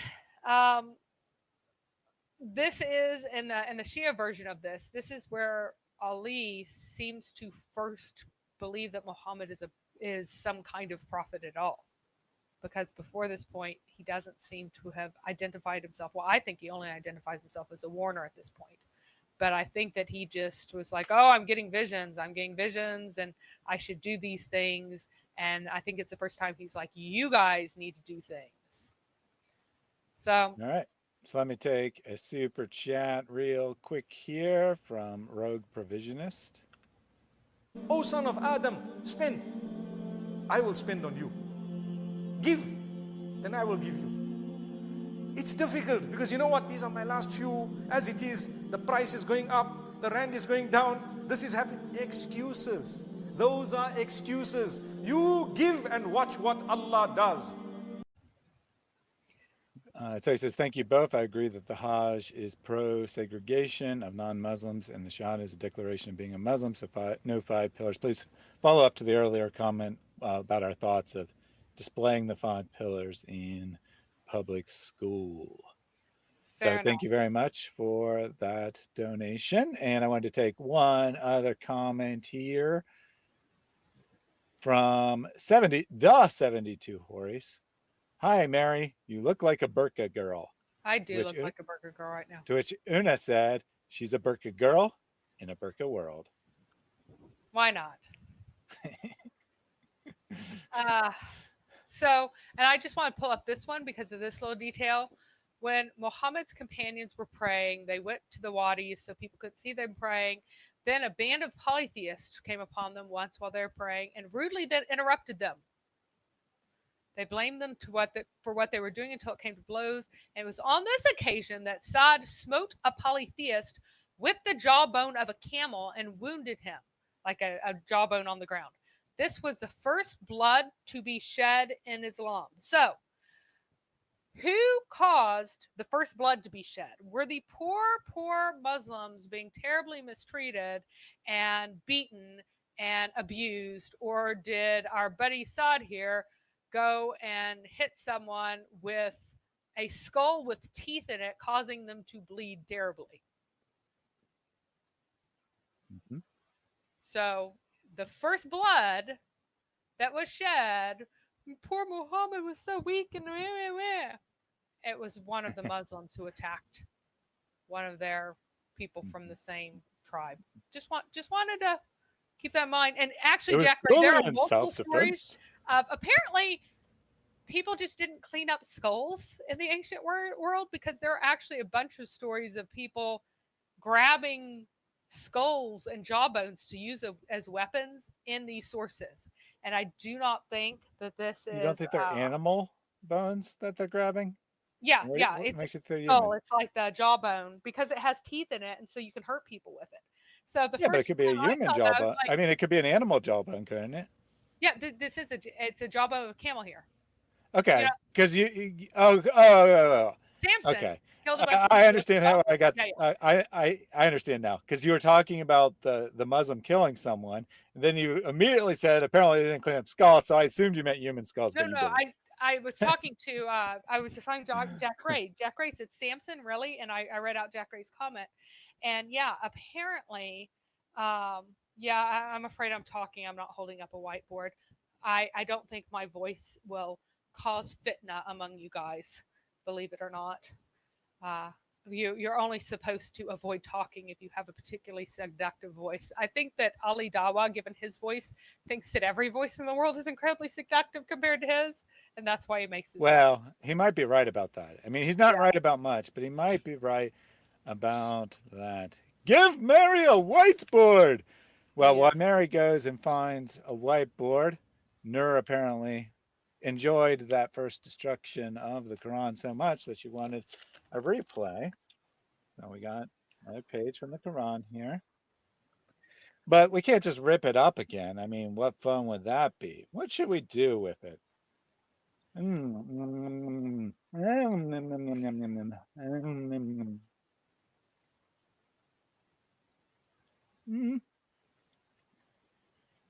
Nah, I've had better. Yeah, I've read. By the way, Napoleon. I've read Karl Heinz Oleg, and he is full of nonsense. It is absolutely nonsensical and incoherent. He does not make good points, and that's why he's published by these really wackerdoodle. This particular wackerdoodle publishing micro press, because he just says the most outrageous and stupid things. So do not take anything he says seriously.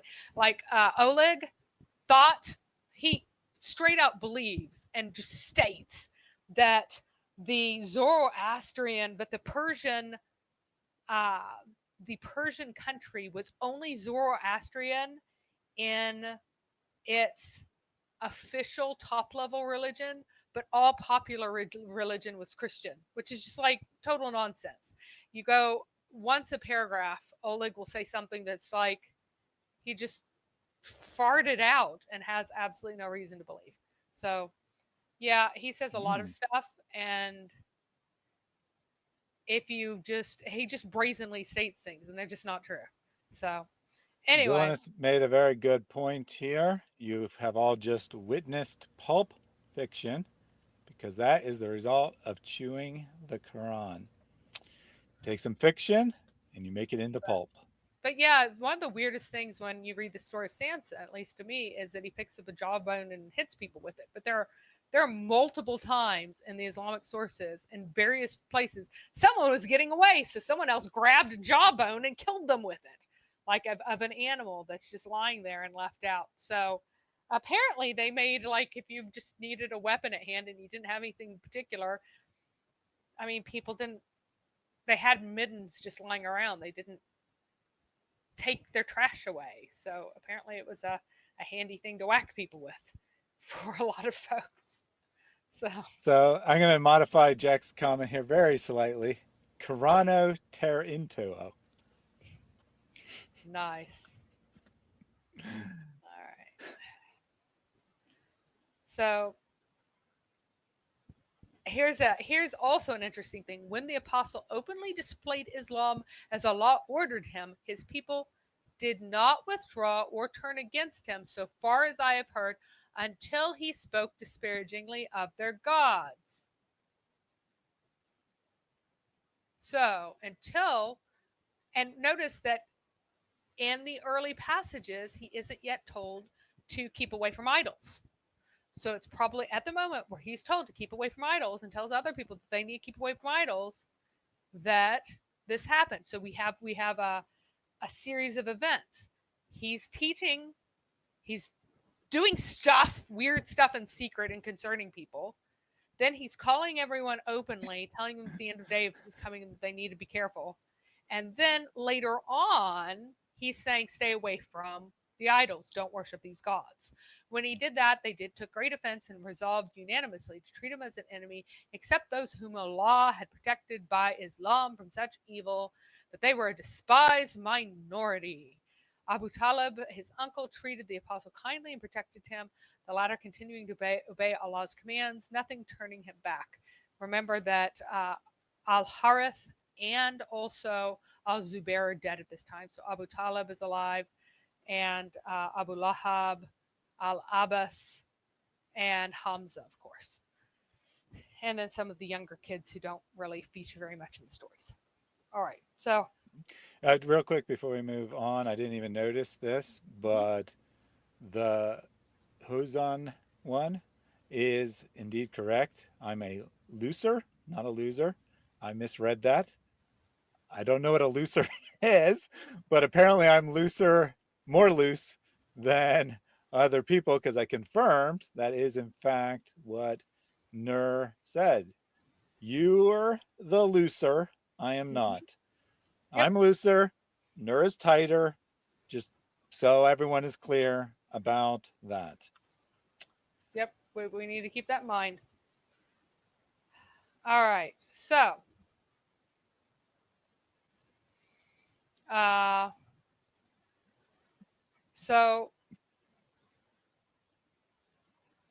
nothing was turning Muhammad back because Abu Talib would shelter him. When the Quraysh saw that he would not yield to them and withdrew from them, insulted their gods, and that his uncle treated them kindly and stood up in his defense and would not give him up to them, some of their leading men went to him and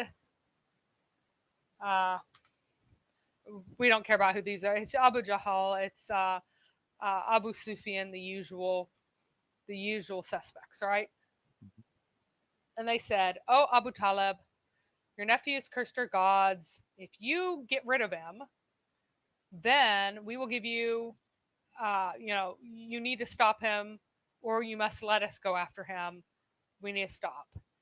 And he just gave them a soft answer, and they went away, basically avoided committing.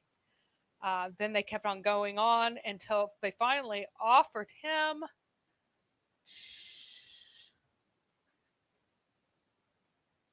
they keep ramping up the pressure.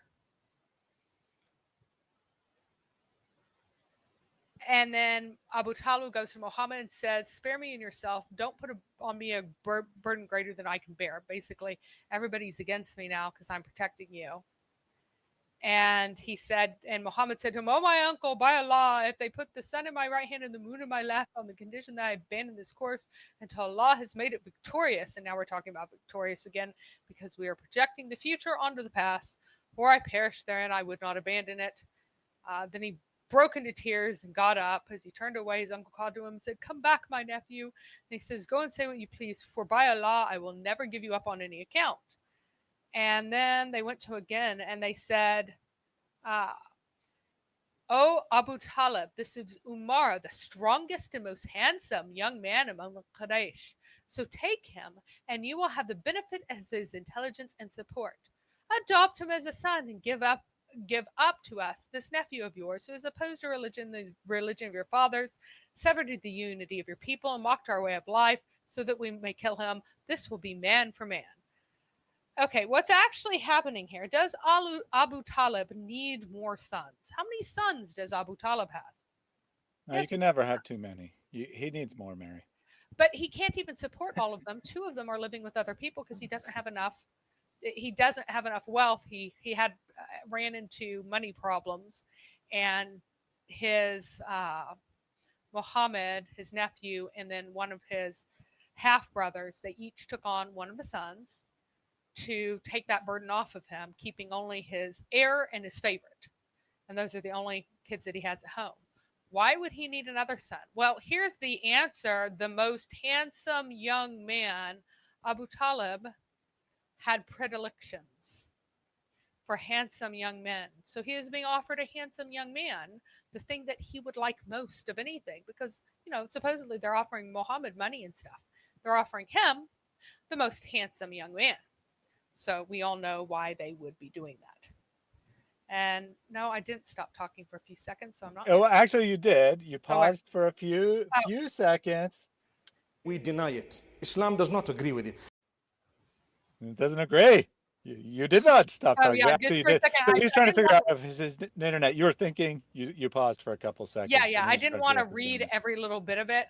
There was something on the page I wanted to find, so I was finding the words. So. And just for an update, personal information has come back and says I'm not a grifter, which I appreciate, I guess. Right. Now, I would like you to actually pay attention to the presentation and learn something about your religion, however. That would be great if you can do me that favor, since I'm not a grifter anymore. Now that you actually bothered to know something instead of just running in and making accusations for a channel you've never seen in your life. Yep.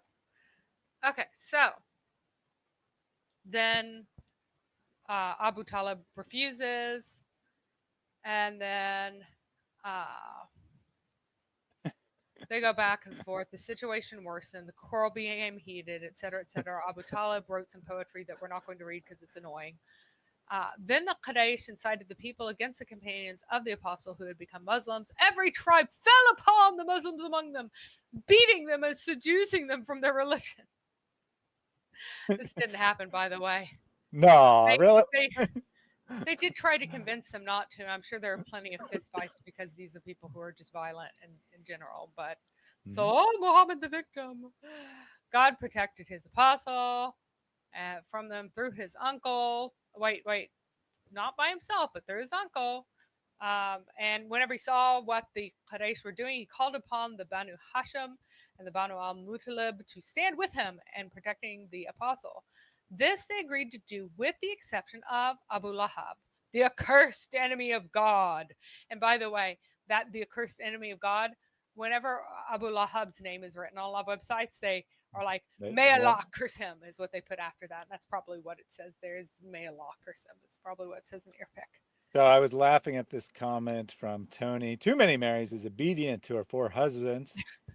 Oh, wait, that's not right, is it? I cannot imagine. This is something that goes against the required elements of the Shahada. Can't imagine something worse than having 4 husbands. I love my husband, but I don't want more than one. What is enough? That's plenty. All right. And yes, just to clarify, Napoleon said his real name is not Abu Lahab, and that is correct. That is not his name. That is a nickname. Mary covered this. Yeah, and Mary covered this earlier. Yeah. Yeah, and that is part of the point that Abu Talib is Abd Manaf, and our buddy here, Abu Lahab, is Abd al-Uzza. They're both named after pagan gods that their grandfather worshipped, and so they were particularly faithful to. So this guy named Al-Walid, who is the son of Al-Muqira, who was, he is the head of the Makhzumi,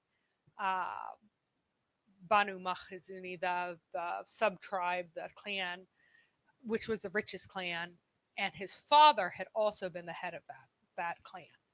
And they're from the Confederates, who are opposed to the League of Virtue that the Hashemites are in part of.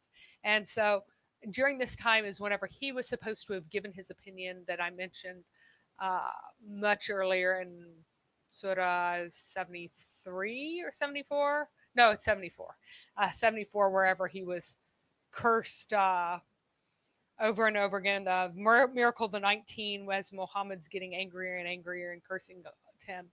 And the reason for that is that he declares that Muhammad is doing magic of old. And of course, the silly story that's built around this about this event is that Muhammad, is that he denies that Muhammad is possessed, and he denies that Muhammad is a prophet or one of those fake the pagan priests, and he denies this and denies that, a sorcerer or jinn possessed. And they try to give it a positive sin. The only reason he says he's doing magic of old is because he couldn't have been all these other things. And I like this actual translation because the quality of the poetry is actually better than the Quran. Leave to me what I made, giving him wealth and trade, while his sons before him played, the road before him I laid. Then he coveted more of my aid. Our science hath he gainsayed. So that really is kind of the rhyme pattern and the lack of rhythm in the Arabic. And of course, if you make it all elegant, the way you say it, awesome. It doesn't look nearly as stupid. But if you just spread it out, it looks pretty stupid. And that's because it's pretty stupid. So Mary has declared that the Quran is better in translation than in the original Arabic. Yeah. Just so everyone is clear about that, Mary is a big fan of the Quran. Let me take a super chat. This one from Peter N. Grobler. If you want your wealth to increase in this dunya, then give sadaqah more and more. Every single day, 2 angels come down. One of them is making dua for those who give. He says, Ya Allah, give those who give. And I'm going to go let the... All right, yeah, I'll take a couple of these comments. Started following you from AP and David Wood. All ham to Alan. Love from South Africa, hoping the Holy Spirit will guide you all through life. Thank you very much for that. You also asked this question, what evidence do we have that Muhammad existed? So Mary and I have actually done a number of streams on why we believe that Muhammad was a historical figure. We certainly don't think that he was, a legitimate prophet of God or anything along those lines, but a historical figure nonetheless. Perhaps the biography, well, not perhaps, certainly the biographies are embellished and contain false information, but there's a historical core behind that. There are many sources external to Islam that talk about Muhammad. So first of all, don't believe people when they say there aren't any. There are very early, very good sources that mention Muhammad. There are coins that are minted with Muhammad's image on them, or at least his name on them. Not just one, like Jay claims, where it has a cross on it. That coin exists, but there's probably about a dozen other coins minted in different times in different places in early Islamic history with his name on it. But most importantly, the reason why we know Muhammad existed is because history doesn't just happen. You don't get events at random, right? All the events that certainly happened for a reason, and the best explanation for that is that there was a historical figure that led this new movement that eventually tried to conquer the world. And check out some of my specific streams that mention Jay Smith in the title as you're scrolling down, or where I'm debunking the Petra theory. And when I debunk the Petra theory, I show that the actual location really was in the Hijaz and couldn't be anywhere else. And I said there's no good evidence for Muhammad of Islam. Well, I mean, if you mean like every single thing attributed to him by Islam, then no, of course that's fiction. Yeah, I mean, if you look at this nonsense like, until Allah has made it victorious or I perish therein, that's made up later because it's not what Muhammad was teaching now. But the thing is, you can tell what Muhammad actually taught by the traditional order of the Quran and the massively different theology that he had, the massively different predictions, the massively different teachings, and that could not come about unless it was written in that particular order. You wouldn't have all... If it were from Allah, there would not be so many contradictions in it. But also, if it were from a person who wasn't an idiot, who was able to write it down, even if you were an idiot, if you wrote it down all at once and you already knew like what you wanted to do with this text, what's your objective for this text? What are you going to be doing with it? And you somehow had the power to make everybody accept it and make everybody accept that it was this historical text, then you would have something that would be coherent with that final message. The early Quran does not teach the same thing that the later one does, the later surahs do. They were written in very different times, and they were included because they all came from a guy, Muhammad, and his name actually was Muhammad. There were other Muhammads in Medina, and I think that that is a little bit of a hint too. I think that that was an underhanded way that Abdul Muttalib was expressing that he still kind of thought that Muhammad's mom got knocked up in Medina, and it wasn't, the kid was not Abdullah's, by giving him a name that was common in Medina and didn't exist in Mecca.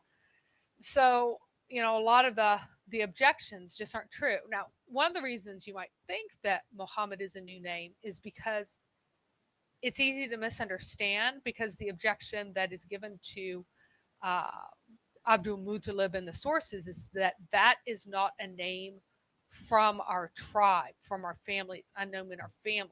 And so a lot of Muslims think that he's the first person named Muhammad. Well, there are companions old. There's at least one companion older than him from Medina with the same name. So no, he went out of his way.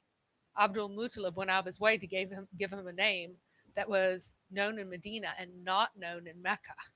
So I think he still kind of doubted that was his son's. Yep. And just one more comment here. Napoleon said there is a historical warrior, but no Muhammad of Islam. So there's certainly two figures, right? There's certainly a warlord who leads the Arab armies. No one could deny that. And there certainly is a creator of the Quran. The only question is whether they are the same person. And I don't see sufficient reason to deny that no one came up with this idea until recent times, which doesn't mean it's false. Well, especially the stupid things like or Allah lying to the followers of Muhammad about the number of people that there were so that they would fight. That's in the Quran. And you have all these stories in Islam, right? You have all these stories in Islam explaining where the verses of the Quran came from. And a large portion of them, if you're reading them critically, sound exactly like what you would expect from a false prophet. So if they're making up this story, they made up the Quran as propaganda 100 years and projected it 100 years in the past or whatever number you want to put on it. And they made up the stories about how it came to be. Why would they make up all these stories about, oh, he forgot to say the magic words, so Allah didn't give him the revelation for several days. And when he got the revelation, it was still incomplete. This is their story. This isn't like some critic of it. Yeah, so to me, it seems pretty legit. And whenever he isn't able to answer challenges, he's just like, well, that's something that only Allah knows a lot about. He fails to meet challenges. That's not what you would have your prophet do, is like utterly fail. And then people just believe him anyway because they've got too much invested. Now, if you go to the biographies of Muhammad, written 300, 400, 500 years later, sure, those are mostly pure fiction. Mary included an example of that kind of thing earlier, where, you suddenly have Muhammad working a miracle of multiplying food. But as far as whether there was originally a historical figure, which doesn't resemble what the picture that Muslims have in their mind, but does resemble what you find in the sources themselves, then I would say yes, that figure existed. So, Pieter, I've actually talked a good deal about this, and I think that it's even farther than you think. I think that Muhammad had sexual intercourse with the only mother figure he ever knew consistently. Again, his actual biological mother refused to breastfeed him. A slave was the one who fed him at first. Then a hired woman fed him, and he was fostered out for her considerably longer than children were normally fostered out for, just to be fed, because Abdul Muttalib would pay her. Did not want to give Amina any money to raise him, and then eventually the woman was like, "I'm done with this kid. I think he's possessed." That's in the stories, is that his mother, that his foster mother thought he was possessed, was afraid he was possessed, and ditched him back on Amina again. And then Amina is, for some reason, in Medina, probably because she is a woman of negotiable virtue, and that was a good place to do it. She was probably a traveler's wife to several men. And then she's coming back and they claim that she's visiting relatives and the sources, because they needed to have a reason for her to be there, but she has no relatives there. Like, Amina literally has no relatives in Medina. She's not visiting any of her relatives. It's not possible. And then as she's coming back, she dies, and then Muhammad gets ditched on someone, and then he's molested by his his grandfather dies shortly after. He gets molested by his uncle. Like, his entire life is a disaster. He has no healthy relationships. And the one constant relationship that he had, other than an old slave named Abu Kabsha, who is heavily hidden in the sources and is probably Amina's slave from before, because the people who don't like him call him the son of Abu Kabsha, the slave. And the only other person who's a constant in his life is this slave woman who would later be called, her name's Barakah, and he almost certainly slept with his mother figure, like his constant mother figure. And yeah, so Mary has very good chance he also slept with Abu Talib's wife, as well as being slept with by Abu Talib. So it is just like messed up. Hideous disaster. Yeah, so Mary has quite a number of videos on this channel about Muhammad's life, early life. They're all part of the same series. All the videos are on the same playlist, but not all of the series is part of Muhammad's life. We started by looking at the prehistory of Arabia, then the written history, going through millennia, several millennia, looking at the background to the rise of Islam. And then I'd say there's probably about 4 videos just on the pre-prophethood or early prophethood life of Muhammad.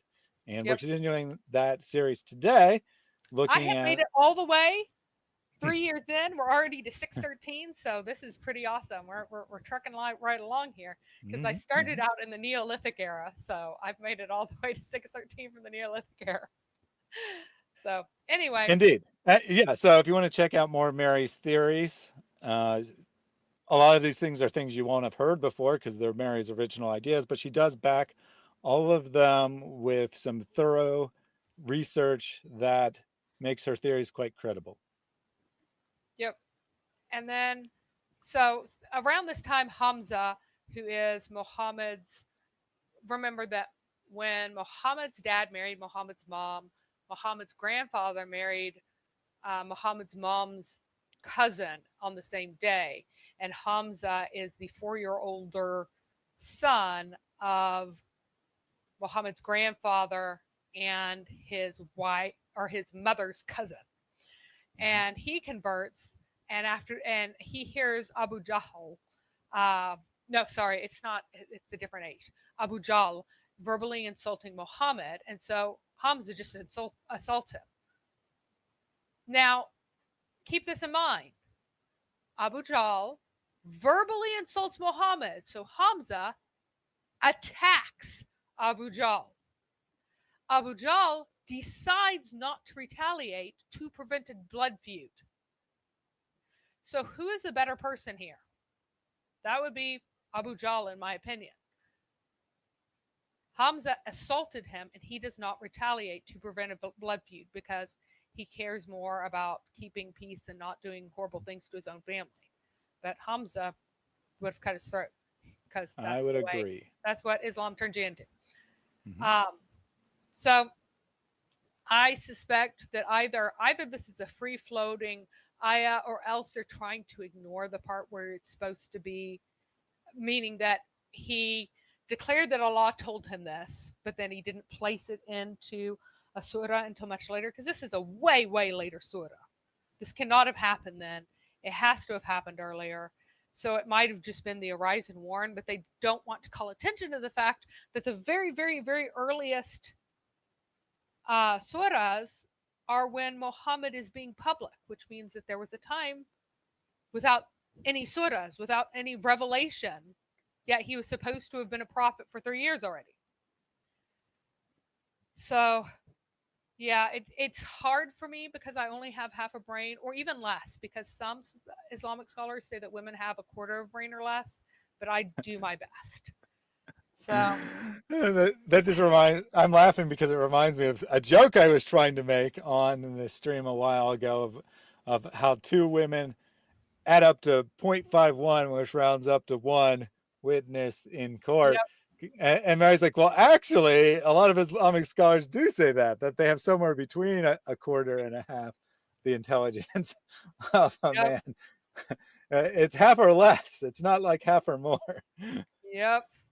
It's really sad. Anyway, whenever that supposed verse, and warn your tribe of near kindred was revealed, he said, "Oh, Quraysh people," or something similar, "buy yourselves. I cannot save you from Allah if you disobey him. I cannot save you from Allah if you don't disobey him. Oh, Abbas, the son of Abdul Muttalib, I cannot save you from Allah if you disobey him. Oh, Safiya, the aunt of Allah's messenger, I cannot save you from Allah if you disobey him.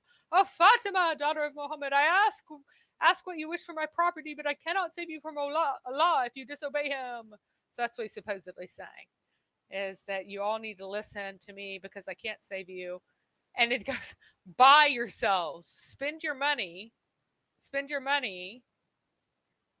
And at this time, you're supposed to spend your money on charity, because that is how you buy your way out of hell, is to spend money on charity. That was one of Muhammad's earliest teachings. So as our prosperity hadith teachers regularly show us on this channel, right? Well, that was later on when he's like, well, now you have to give me the money. But before he actually was saying poor people. So, but so originally it was just be charitable. Yeah. Now it's be charitable to me. Interesting transformation there. It's like all of these false prophets, they get more and more corrupt as they go along, but people are sucked in and they can't get out. They can't even think clearly. So, and this was all supposed to be related to the Sabaha event. And so he goes there and he goes, oh, morning attack, dawn raid.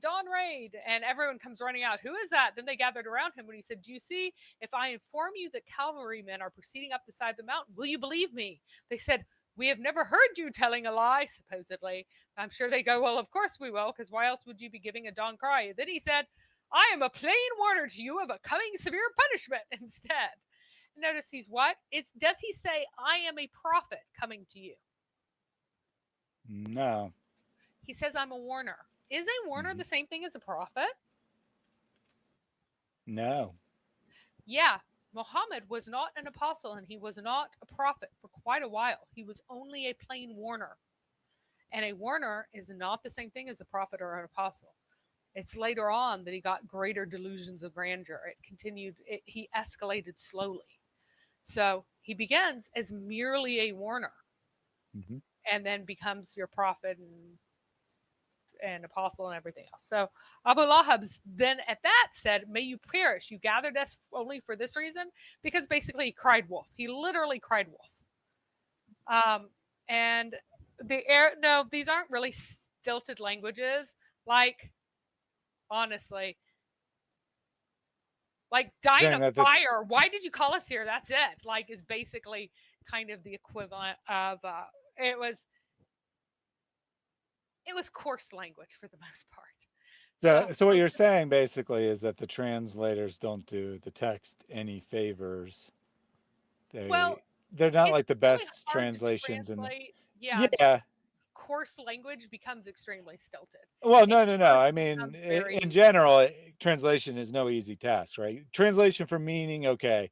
But like translation in such a way that it's actually enjoyable to read is a very difficult exercise to perform.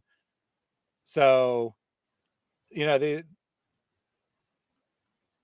what we're basically saying is don't judge the literary quality of the hadith based on the translation.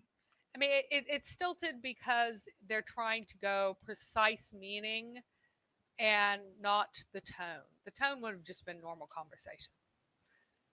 So real quick on that last slide, incidentally, the video by Mufti Mink starts exactly with that story, almost word for word there. And then he goes into, since we only watched the end portion, then he goes into how Arabs use this as an insult today and how we should all strive not to be like Abu Lahab, who had, the grave crime of saying, you're an idiot, Muhammad. and then he goes into that part. Even some Muslims have told me the surah doesn't make any sense, that we played at the start. Well, I mean, like he is literally crying wolf. He's telling everyone there's a dawn attack. Everyone comes out in a panic, afraid for their lives. It's like, we believe me if I tell you that people are attacking? Well, I mean, you're yelling dawn attack, not dawn attack. You've never lied about before. It's really serious, like how serious these people must have considered this. And then he did it to tell them that they need to repent, probably because Allah missed an appointment to end the world. And then Muhammad decided that he needed to do this to get the world to actually end the way it's supposed to be. Now, Ibn Ishaq moves the event where he says, may you perish, to the event of the boycott. So here's this story in Ibn Ishaq.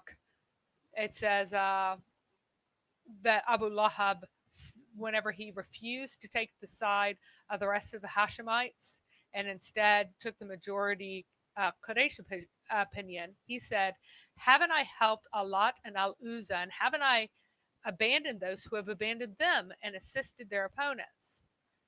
He's asking a woman, and she says, yes, and may Allah reward you, O Abu Utbah. And I was told that among the things he said were, Muhammad promises me things which I do not see. He alleges that they will happen after my death. But what does he put in my hand after that? Then he blew on his hands and he says, may you perish. I can see nothing in you of the things which Muhammad says. So Allah revealed concerning him the words, Abu Lahab in his hands, that they may perish, essentially. And so basically what he's saying is that Muhammad promises me wealth after I die in the other world, and they're not worth anything. I see nothing in my hands. And he blew on his hands and saying, may you perish. I can see nothing in you of the things that which Muhammad says. So he's like sarcastically cursing his own hands because he doesn't have any of the evidence. So it's quite a different story. So Al-Suyuti also reports this from Ibn Abbas. And the other version is also miraculously reported from Ibn Abbas. Amazing how whenever you really want something to be taken seriously, you trace it back to Ibn Abbas, and then you add your own chain depending on the seriousness with which you want it to be taken. Or like the Muslim told us last time, you can't believe it just because Ibn Abbas said it. You can't believe, but here's the thing, you can't believe any of the chains either. They're all made up. The chains are nonsense. Anyone who would study this issue seriously would say the stories are definitely more credible than the chains. Now, they might say the stories aren't credible either, but no one would take the chains seriously who's studying this critically. No. Especially since the earliest sources have no chains. Miraculously, chains appear later on. What does that mean? That means people made up the chains. And they made up good chains for stuff they wanted to be true and bad chains for stuff they didn't want to be true.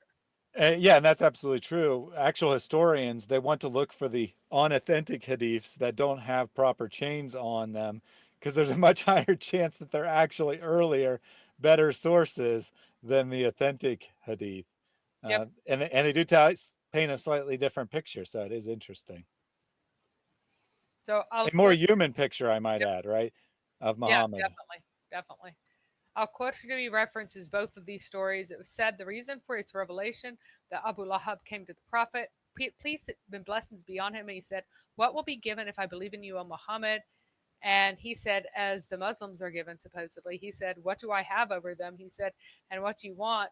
And he said, perish this religion, and that I and these should be equal. So that's like a third kind of version of it. He also records Muhammad spontaneously cursing him for warning people that he is a magician.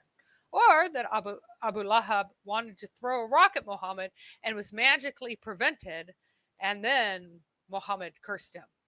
Like how you would know Muhammad cursed him or Allah cursed him? At him if he couldn't throw it. Like he's not supposed to be doing this. He just wants to, but he just like can't pick it up. And somehow they're supposed to magically know that this happened. And then Al-Tabari also has the magical rock story. So here's the actual curse. It's really short. This is Surah 111. And it's perished the hands of Abu Lahab, or father of flame, because there's a bit of a wordplay in here. And perished be he, his wealth and what he has earned will not avail him. Soon he will burn in a fire full of flame. I really like that, don't you? That's very, very poetic. It's a fire full of flame, because his name is Father of Flame. Excellent. Yeah, I was going to say, that's a play on his name, isn't it? Yes. Or a nickname, anyway. Still a fire full of flame, which is just painful. As opposed to fires with barely any flame. Right, exactly.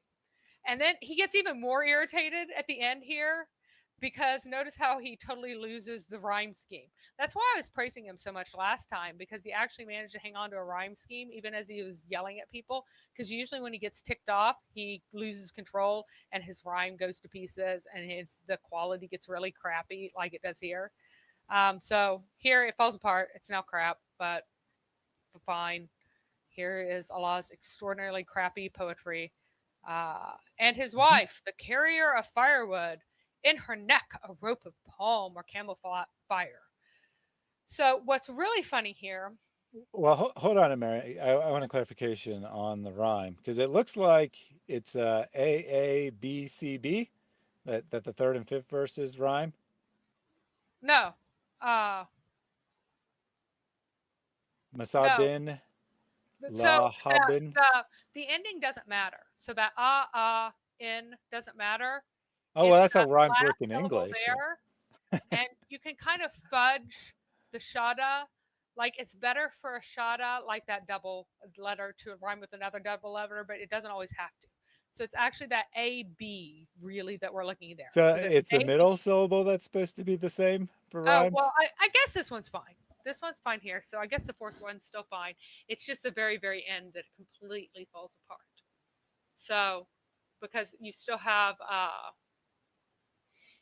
that ab again. So that it's still fine until the very end, and then it completely falls apart. So let me fix that. I'll fix the color. So let's not claim that it was bad before it was.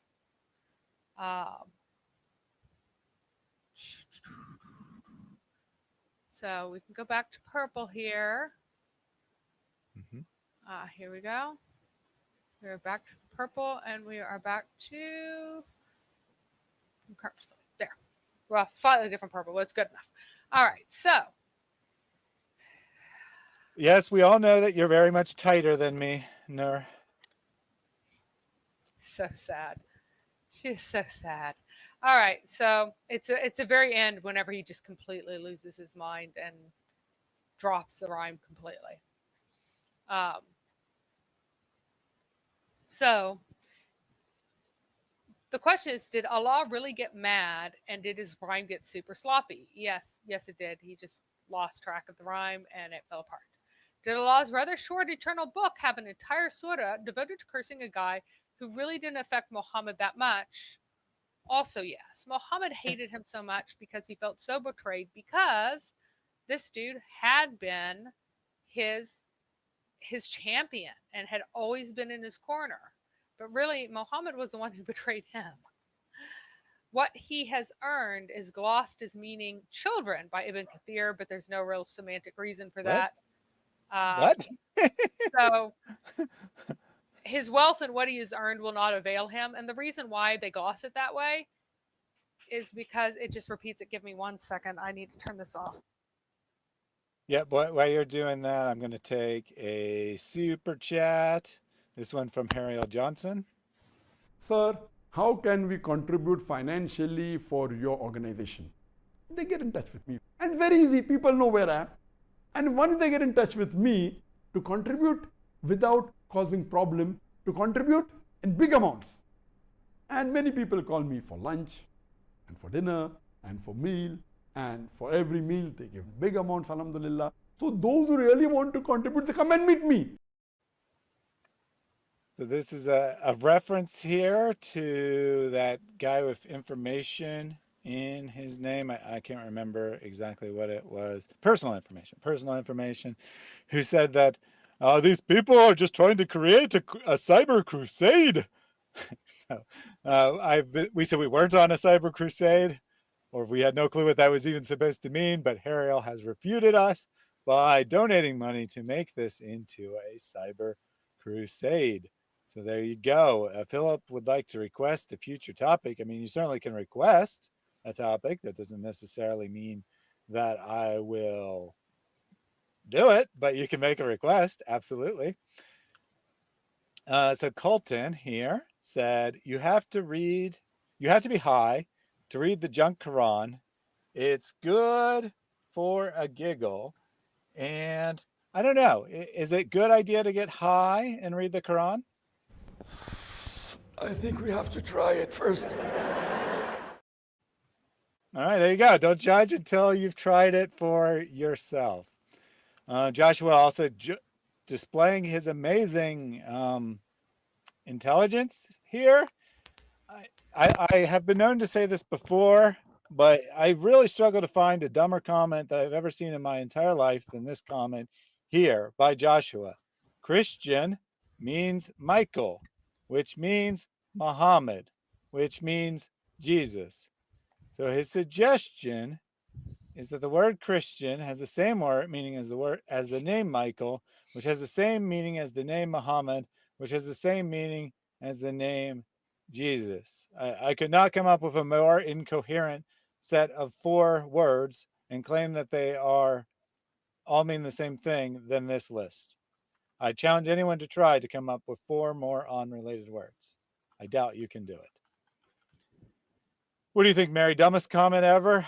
That is really impressively dumb. That is really impressively dumb. All right. So anyway, because it's like repetitive and kind of stupid to say his wealth and what he has earned, also his wealth will not avail to him. So, and it's not just Ibn Kathir. A number of them have gone, well, what he has earned is his children. Do you earn children, Thaddeus? No. I mean, like it seems pretty clear to me. This is just repetition for emphasis. Wealth and what he's earned are the same thing, right? Except repetition that, like, for emphasis. Except it's not There very. could be reputation, maybe wealth and reputation, but certainly not children. That makes no sense whatsoever. Yeah.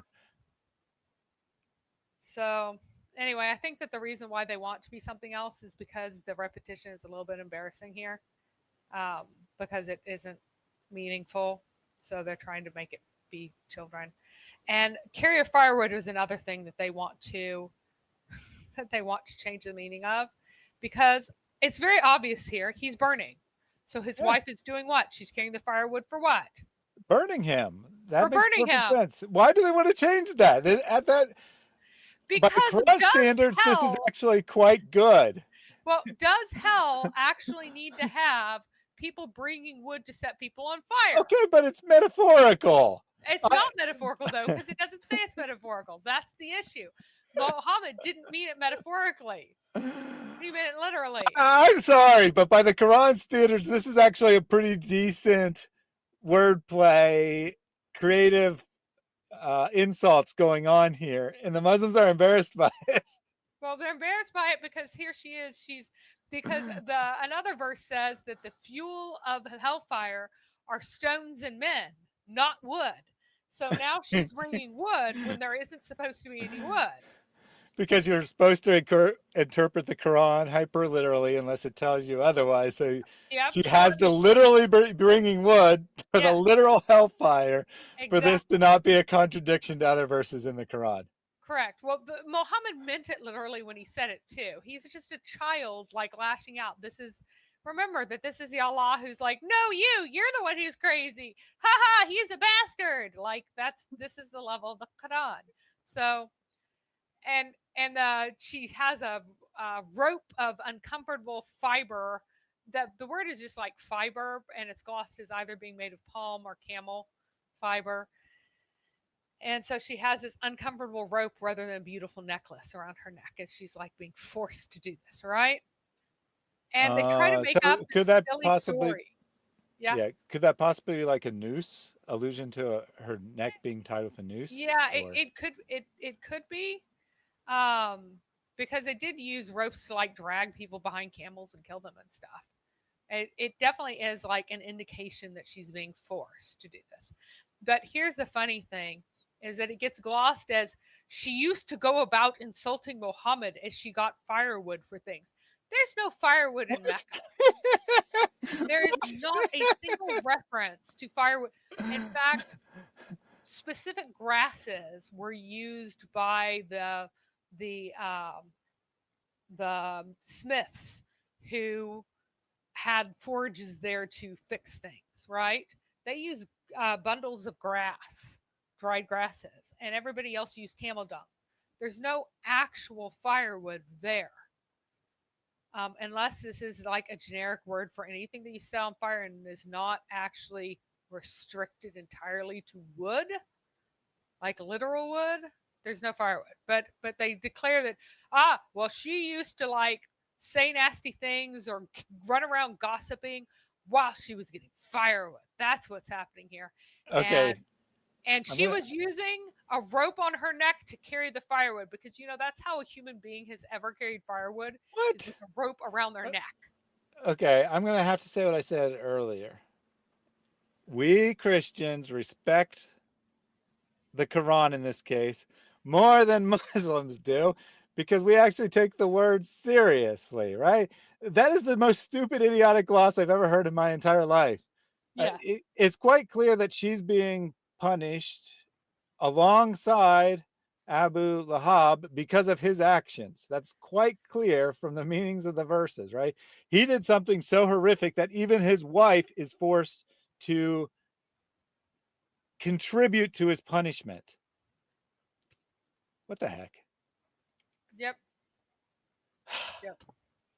Respect the Quran more than Muslims. Sorry. So here's a question. Wait, what did his wife do? Is she only getting punished because of the husband? Well, let's find out. So I mean, in the surah, yes. One time he fell ill. He was sick. He wasn't staying up and praying his late night prayers for 2 or 3 nights. Then a woman came to him and said, "Oh, Muhammad, I hope that your shaitan has left you. I have not seen him coming near you for 2 or 3 nights." And Allah revealed these words: "By the forenoon and the sunrise, by the night in which it darkens and stands still, your Lord has neither forsaken nor hates you." And I love this so much because it calls Allah shaitan. Your shaitan has left you. Your Lord has not forsaken you. Something you walked away and stepped over the little device that I'd moved down there because I couldn't reach it when she was up there. So if you're wondering why Muhammad Hijab went in and out 3 times, it's because she stepped on it 3 times. So, and this is in Al-Bukhari and Muslim. It doesn't identify her. But Al-Hafiz ibn Hajar said that was Jamil bint Harb, the wife of Abu Lahab. So the wife of Abu Lahab was the one who said this, according to this much later person, although we have no other source that says this. We're just gonna, that gives a reason for her to be cursed. Others, this is even funnier. So others claim that she used to throw the thorns or branches in the path of Muhammad, which is why she was called the firewood carrier. That's another gloss for it. So she was picking up thorns or branches of thorns or regular branches for firewood. And then as Muhammad was walking by, she would like quickly throw them in front of him to try to get him to get hurt on the thorns. And so that's why she's called firewood carrier, because she would throw thorny branches in his way as she's carrying firewood. All right. Well, if anyone finds these explanations plausible, these are my words for you. You're missing a little bit up here, my friend. Like, you're not even paying attention. Not paying any attention to what the words of the Quran say. This is the most idiotic interpretation I've ever heard. Yeah, it's extra special. So, and then also Yuti said that she would wear rope fiber around her neck as she went to gossip. I don't know why one would wear a very uncomfortable rope on your neck to go gossip, but also Yuti assures us that that's what happened. So, and then others actually did decide that that was a form of punishment. And some of the folks actually admitted that, yeah, she's bringing firewood to burn her husband. And they changed the rope of the fiber rope, to a chain of iron made of fiber. It's length 70 cubits. It's not what it says, but they want to make it more dramatic punishment. So they just magically change a fiber rope to a chain made, a chain of iron made of fire. Not sure whether it's iron and fire or both, but there you go. Good news, Mary. The shirtless prophet is in the chat, demonstrating his prophethood by not being able to tell the difference between a cat and a mouse. Yep. Just thought you should know. There we go. So issues were some issues were pointed out by Al-Qurtubi. So Al-Hasan was asked about the words of Allah, may the hands of Abu Lahab perish. Was this in the mother of the book? Like, people are like, is this really in the mother of the book? Is this in the heavenly eternal Quran forever and ever? And was Abu Lahab able not to burn in the fire? So, like, if this was eternally written, that means that Abu Lahab never had any chance. He was always going to burn forever and ever. The answer was, by Allah, he could not help but pray it, and it was in the book of Allah before Abu Lahab and his parents were created. This is supported by the words of Moses to Adam. So he's saying that this is absolutely set in stone. This was going to happen. He couldn't help it. He's going to be in the hellfire. But notice the words of Moses to Adam. Moses says, you're the one whom God created with his hand, breathed into you of his spirit, settled you in his garden, and has angels prostrate to you. And you have disappointed the people and expelled them from paradise. Because, he ate from the tree, right? But Adam replies, and you are Moses, whom he chose with his word and gave you the Torah. You blame me for something that Allah wrote for me before Allah created the heavens and the earth. And most versions of this continue on to declare, and so Adam overcame or was victorious over Moses. So Adam is saying that you cannot blame me for something that Allah wrote for me before Allah created heavens and the earth.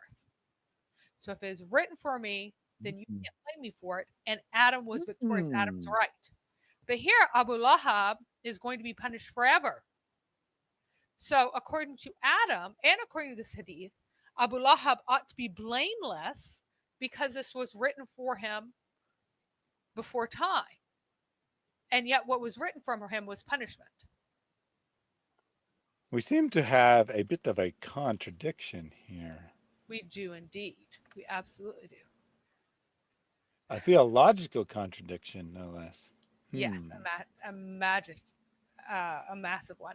And by the way, the reason why it says he could not help but pray it, it's because there's a funny variant. Instead of he will be burnt, the variant is he will pray. So he is going to be praying while he's in the fire, and he's just going to be ignored. So soon he will pray in a fire full of flame. So he can't help but being praying in this fire full of flame because it was written for him. So it's a particularly funny variant that he's just going to be praying in this fire full of flame. Okay. Perfectly preserved Quran right down to the letter. Yep. Very interesting textual variant there. I'm going with burned, right? Yes. That seems to make a bit more sense, but hey. Yep. They're all the Quran, right? Every variant is actually the Quran. So both are valid readings. According to the latest and greatest Islamic I don't think the Muslims call you al-Mahdi. I think that's what you call yourself, and you wish other people do. And if you can't tell a cat from a mouse, I think you would make a pretty poor al-Mahdi. He said it was a small little image on his phone. Whatever. He's got stripes. Well, he was referring to the animation. The animation. Got it. Which a lot of people actually confuse that and think it's various different things. It's definitely, it does have cat ears, but... Yeah, I guess. All right. So, moving on. Yeah. Cat in the image. So, after this, and I do think that it did happen early rather than late. And you'll see why. Big red part. So, in this story, and Ibn Sa'ad and his Al-Tabaqat, which I have bought, by the way, because it's not available free in translation anywhere, or in a means that you can even quickly find, do an automatic translation of it from Arabic, even with other things. But I bought it in English. But it says Kulthum was married to Utayba ibn Abu Lahab. Sorry, I'm not laughing at Mary. I'll explain in a second. Yeah. son of Abdul Muttalib. Whoops. Back again. Before prophethood, when I don't know what I meant right there. Anyway, whenever they had that event and Allah sent down, perished the hands of Abu Lahab, his father, Abu Lahab, said to him, "My head is unlawful to your head if you do not divorce his daughter." So basically, he's saying that I will disown you if you don't divorce his daughter. So he parted from her without having consummated the marriage. So this daughter has been living in Abu Lahab's house for years, for 3 years. And yet, when the divorce happened, it happened without consummation. The earliest date that this could have happened is 613. The latest date is 615. And so her age was between 10 and 12. So she was 10, 11, or 12 years old when she was divorced without consummation. And identical words are used for Ruqayya, who was divorced by Utbah, and she was between the ages of 12 and 14. Now you see why I tend more toward the 12 than the 14, because the reason why the marriage would not have been consummated was because she was prepubescent, because these pagan Arabs did not have sex with prepubescent little girls, unlike Muhammad. So the baddest baddie of Islam had taken the daughters of Muhammad into his household. They were in the household with his sons, to whom they were legally married, because a betrothal ended with consummation. Nothing else had to happen. They had every legal right to consummate the marriage. But according to the behavior of the proper behavior of these pagans, you didn't have sex with the little children. And so they didn't have sex with these little children. So when they were divorced as virgins. Because unlike Muhammad, Abu Lahab's sons did not have sex with little girls. Therefore, Abu Lahab and his sons were much better people than Muhammad ever was. There was also a report of this in Al-Suyuti, and then in Al-Suyuti there was an added stupid accusation that Jamil accused them of adultery, and that would have been, so they were returned without a full mahr, so they didn't have the divorce settlement. Basically, the marriage settlement wasn't given to them because they were returned as virgins. But if they had been adulteresses, then they would have been returned returned without a mahr too. So I guess that's why they fabricated that. But Al-Suyuti still said that they were virgins.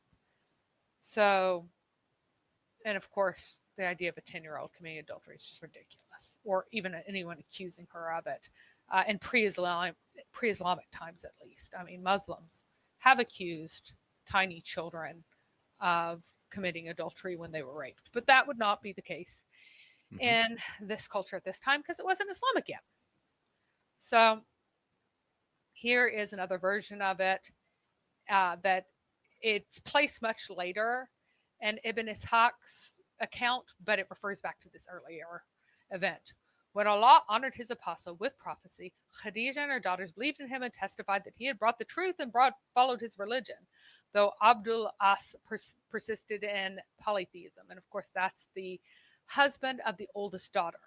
Now the apostle had married Ruqayya or Kulthum to Utbah ibn Abu Lahab. So he isn't sure, but it was almost certainly Ruqayya, the oldest one, to the oldest son. And when he openly preached to the Quraysh the command of Allah and showed them hostility, they reminded one another that they had relieved Muhammad of his care of his daughters and decided to return them so that he should have the responsibility of looking after them himself.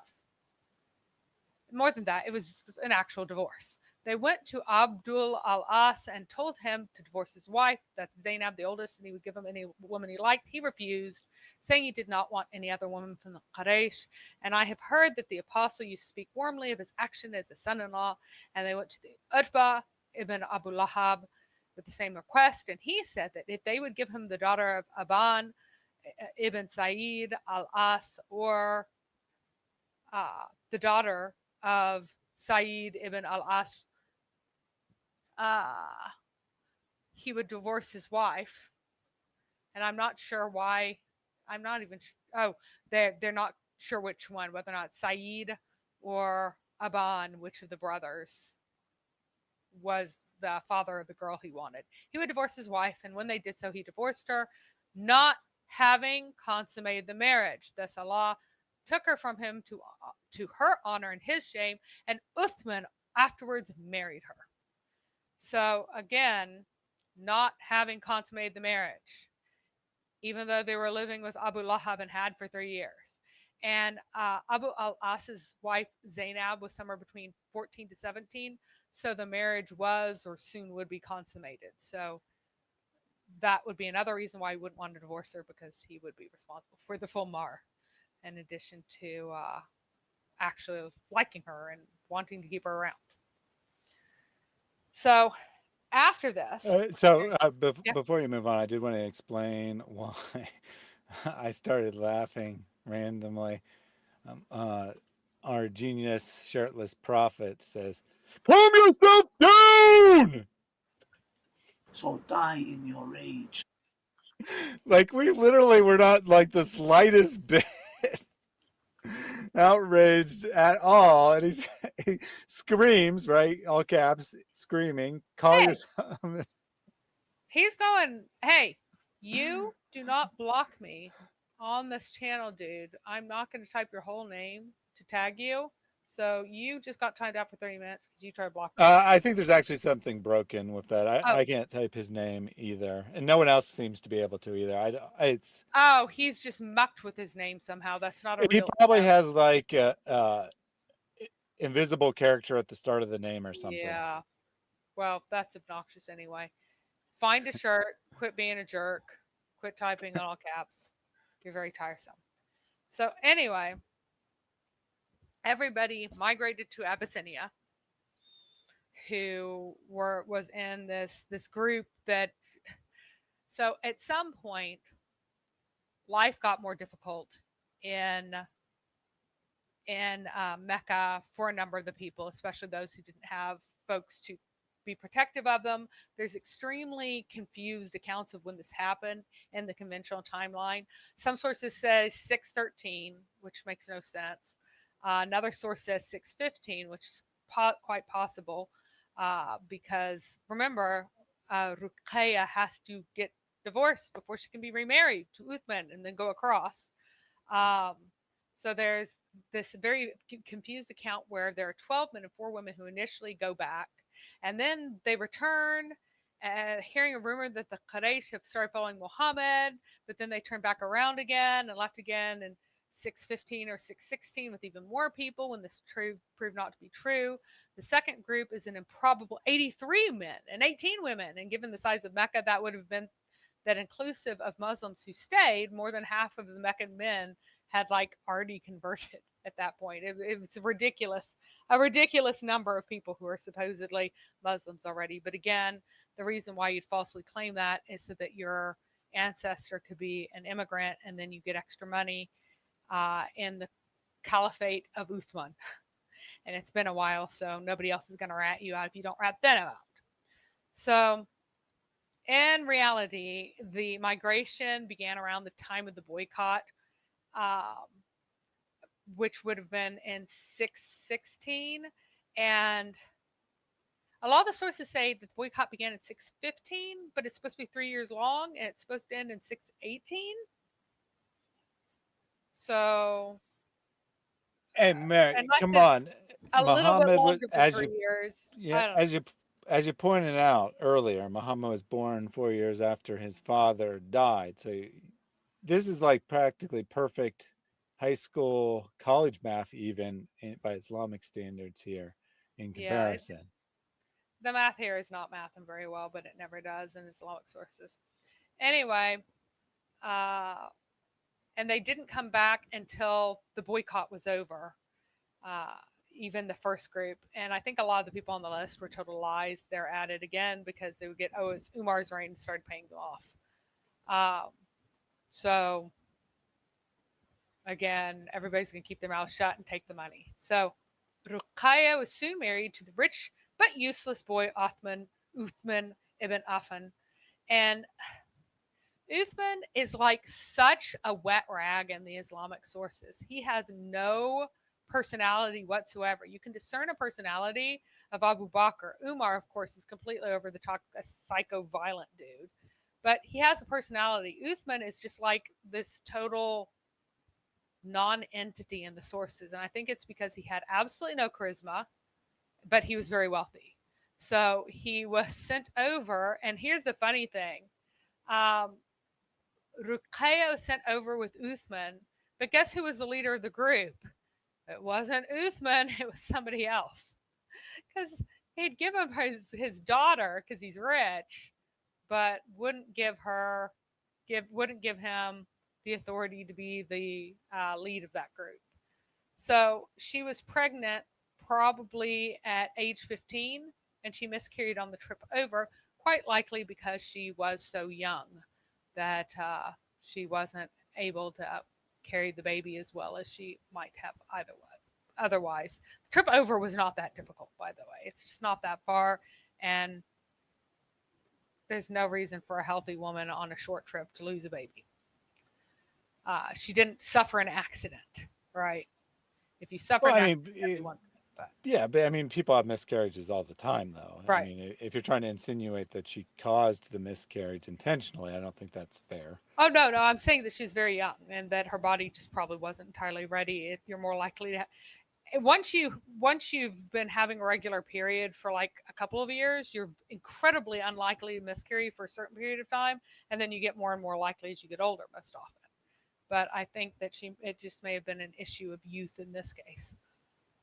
More reasons not to knock up people by starting to have sex with them before they're even pubescent. And what happened in the You got to secure the females, Mary. You got to secure the females. Secure the females. You got to. I need to put that on the soundboard. Yeah.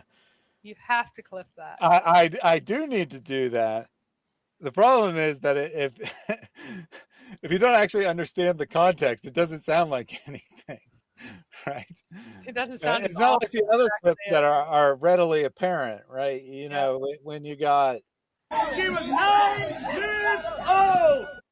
No explanation needed, but when you have secure the females, if you don't actually know the clip from Daniel, just be like, what the heck are they pushing that button for? Like, keep them safe? No, secure them for breeding. That's what he means. So, anyway, basically, the Quraysh made this agreement that we're going to not allow the partisans of Muhammad to participate in our trading, and we won't give them any food, and we won't give them anything, and they'll have to stop being such trouble, causes of trouble in our society and pestering everyone all the time and telling them that they have to follow this false prophet and stuff, and we'll just essentially starve them out till they behave. However, what happened was that too many of the people who are in this, who were among those who were in the boycott, were cared for by other people, and they didn't want to see their relatives suffer. And because they cared about them from the beginning, they were constantly giving them food and constantly giving them whatever they needed, and whatever they needed, their relatives would sneak it to them. So this boycott was generally a complete failure, and the Muhammad, the Islamic sources pretend that this was a terrible time where everybody was, the huge oppression, because this is the worst oppression Muhammad ever faced, right? But everybody's constantly sneaking him stuff and sneaking all the people stuff, and they didn't actually go hungry. And so they eventually gave up on it because Muhammad, their families helped them out too much. Now, here's the question. Would Muhammad's followers cut the throats of their family members if Muhammad asked them to, at least by the end? Yes. Absolutely. Absolutely. They would kill their own parents. But here... And we're proud of that. And they are very proud of that. But here Islam survived because they wanted to punish these folks for being so disruptive to their society, but people wouldn't stop helping them out because they were relatives that they cared for. So the gentleness, the softness, the tolerance and kindness of the Quraysh allowed Muhammad's followers to continue. If Muhammad's followers were even half as evil, or excuse me, if the Quraysh were even half as evil as Muhammad's followers would become, then there would be no Islam because they'd all be dead. Or actually, they just would have been pressured enough and made uncomfortable enough, but they really weren't. They really did not suffer very much. Perhaps some of the slaves were beaten by their masters, but the slaves also were given lots of stuff by the other Muslims to be Muslim, and then everybody else didn't particularly suffer. So, and then at the end, they gave up on the boycott, but also Abu Talib, who was a major source of protection for Muhammad personally, because what they really want to do is if they just killed Muhammad, at this point they probably would have, if they thought it wouldn't cause a blood feud, they could just get rid of Muhammad, throw him out, exile him like they had exiled a number of other people. If we just got rid of him, then we can all go back to being nice and friendly and happy again. And Abu Talib was old and sick, and who is going to protect Muhammad? Who's going to be the next Hashemite ruler? Could be Abu Lahab, and Abu Lahab would agree to get rid of Muhammad, so Muhammad felt a lot of pressure. So Muhammad did compromise at this point, in spite of all they wish that you would compromise. Yeah, he did. Because before this, his God was called Al-Rab. His God was not Allah until after the end of the boycott. And it may have been the work of Ibn Asalt, who was a warner in Taif telling everybody to come to monotheism. He seems to have already called his God Allah. And he had used that as the name of the God of Abraham, probably with no reference to the Allah of the Kaaba. He was just using a title with a different sense.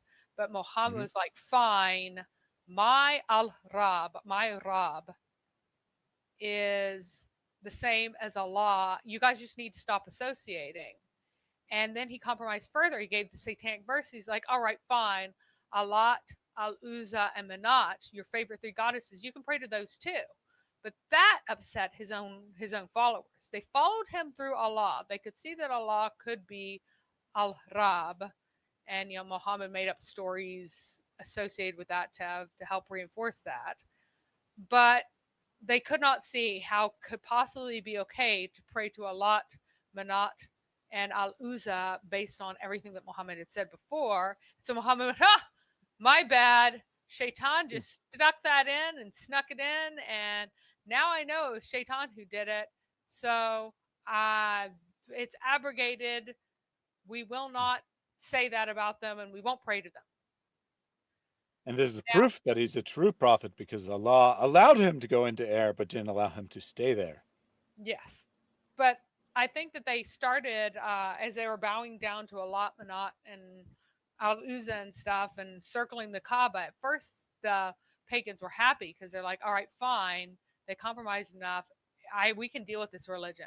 But then whenever they kicked out the three goddesses, but they still kept the Kaaba circling, it made them extra irritated. And I think that's when the revelations, whenever people wanted to throw excrement on Muhammad and kick dust at him and stuff like that, that happened as a result of him now saying that, I'm worshiping the same God that I was before, and you guys should stop associating him with other other beings, and we're totally legit to do all of our obnoxious praying here in the Kaaba whenever before they had not.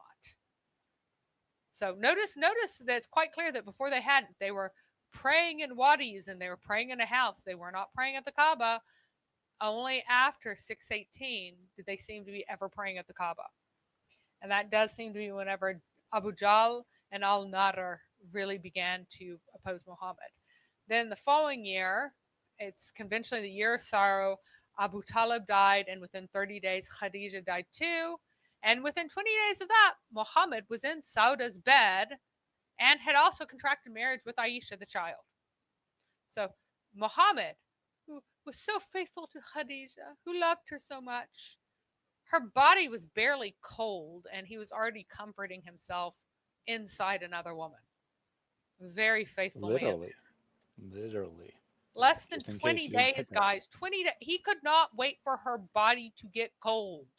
It's like, it's been 20 days, a few days, within 20 days, not even full 20 days, sometime within those 20 days, because she died on the 10th and he married Sauda, and it could have been the next day for all we know. He married Sauda within the same month. And because he could not let his penis get cold, apparently, because that would just be too much. So well, maybe it was on the 1-year anniversary of her death. You just said it was the same month, but was it the same year too? Nope, it was the same year. Darn, I was trying to help out the Muslim. Nope. He was yeah, so that's really quite something. I'm obviously not everyone in the chat is married, but for those who are married, could you imagine remarrying less than a month after your spouse died? Yeah, that would be insane. Within 3 weeks. Yeah. And the reason he did 3 weeks. so is because the only reason he wasn't jumping into other women's beds before then is because the type of marriage that it had with Khadija is that she could have kicked him to the curb if he had. Because it was a matrilocal marriage, which was a form of pre-Islamic Arab marriage that Muhammad, of course, got rid of immediately because he wanted those men to have all the power over women, all right? So, anyway, he then went to Taif in that month because he wanted to be their prophet because the heat started really turning up in Mecca, but they kicked him out, humiliated him. Reality, really the same thing. But also, the theology now flips to fatalism, when before it was all free will alone, because Muhammad couldn't convince Abu Talib to embrace his religion. So on his, Muhammad was supposed to be begging with Abu Talib, please, please accept Islam. I don't want you to go to hellfire, please, please. And Abu Talib, in the end, didn't. And so after that, and Muhammad was praying for him and crying, and then he was told, supposedly by Allah, that he shouldn't do that. And also, it is up to Allah who believes. It's only those people that Allah chooses to believe will believe. And Allah is responsible for misleading everyone and for leading everyone. And so the reason is that Muhammad didn't want to blame himself. And so he convinced himself that Allah is saying that, well, he's not to blame. That's how he's not to blame. It wasn't that he failed to convince his favorite uncle, and so it's his fault that his uncle is in hellfire. No, it's that Allah has determined from before time who was going to go to hellfire and who wasn't. That swearing by the pen, all of the stuff associated with the by the pen, with it being, that was the first pen that was written rather than just the pagan pen that the God taught people how to write with. All of that fatalism was added on later on. You'll notice that all the passages that reject free will never use the title Harb. They always use the title Allah. So this gives you part of this timeline. It fits into this puzzle perfectly, that this was one of these later events. So after he got rejected by the people in Taif, they're like, we don't want you here. You're not even from us. He began sending representatives to Medina, from which he had gotten a few followers, trying to win over the Arab tribes there, basically saying, you guys feel that you're inferior because the Jews there have this superior religion. Well, guess what? I am from the same superior religion. And then they'll regard you with respect once you view me as important, and everybody, it will help your prestige and everything else, and you'll be just like them. And he also had he also had his grandmother, not his father's mother, was from Medina as well. And he probably lived there during the brief time that he lived with his mother as well. So they're a little bit familiar with him as well. And at the same time, the Meccans were appealing to the Jews there for tests for Muhammad, which he would repeatedly fail at miserably. And remember that Allah taught that the book would verify everything that Muhammad said, and Muhammad would continue to assert this throughout the period of the boycott and for some time afterwards. So they decided, fine, we'll ask the people of the book. And when they did, Muhammad failed. Whoops. So the pen is actually a stylus. The word pen was not even like a ballpoint. It's like well, I mean, it's obviously not a ballpoint pen, but it's not like a feather pen either. No, it's not right? feather. It's not a. It's a wooden kind of stylus. To carve into clay, right? Clay like tablets. a palm rib. Well, it was an ink pen, so it actually is an ink pen, but it's like a palm rib stylus pen. So it does have, well, you dip it in ink. Obviously, it doesn't contain ink in it, but you dip it in ink and write, but not in a way that probably many people would be familiar with, is what you're saying. Correct. Gotcha. Allah's pen is remarkably the technology that is almost exclusively used in Arabia and nowhere else, because other places they actually did use feathers. So, but of course, Allah is an Arab, so why wouldn't he use an Arab technology? So then after this, as a result of that, he managed to get 12 people from Medina to recognize Muhammad, his teaching through prophecy, and then supposedly 70 people from the non-Islamic tribes recognized Muhammad the following year. That's suspicious for the same reason as the longer list of Abyssinian immigrants. Well, everybody would want to be part of the 70, and also it's a really round number. It's not only that, people. Yeah, not only that. Did you notice something about audience? Did you notice something about these two numbers, 12 and 70? Yeah. Where could they have possibly gotten those specific numbers from? Yeah. Do let me know if you figure this one out, because I'm drawing a blank as to where they might have come up with 12 followers for Muhammad and then 70 followers for Muhammad. Yeah, but whatever number it actually was, they did agree to support Muhammad and recognize him, and basically give them homes for a while and give them enough to basically support themselves at a very marginal level. And so then the followers of Muhammad began to move to Medina, and the Hijra is what that is called. And it's traditionally dated to beginning on the 16th of July, 622. So nice, Crusader General, his pen or his peen. And around this time, Abu Lahab died not long after this, because what's really funny is the Islamic sources smear Abu Lahab for not fighting at Badr. He was really old. He was 75 years old. By both my reckoning and his Islamic guesses, he was a coward. He stayed at home. He paid off someone else to go and fight for him. Dude, he said, isn't that exactly what Muhammad says to do? To an old man who says, what can I do? Because I'm too old for jihad. He says, you can support jihad with your money. Yeah. And that's what Abu Lahab did. He helped pay for people to go, but he's basically being smeared for being a coward not going. And there's this completely made up story that puts the slave Abu Rafi in Mecca in 624, and that's probably to shore up the pretend story that angels help Muslims at Badr. But Abu Rafi, he was already married to Salma, the slave of Muhammad, who was called Rafi, because she had been the midwife to Khadijah, and only women who had kids were midwives at this time. So, like, those kids are therefore all older than Muhammad's. So he's not like off by himself doing whatever.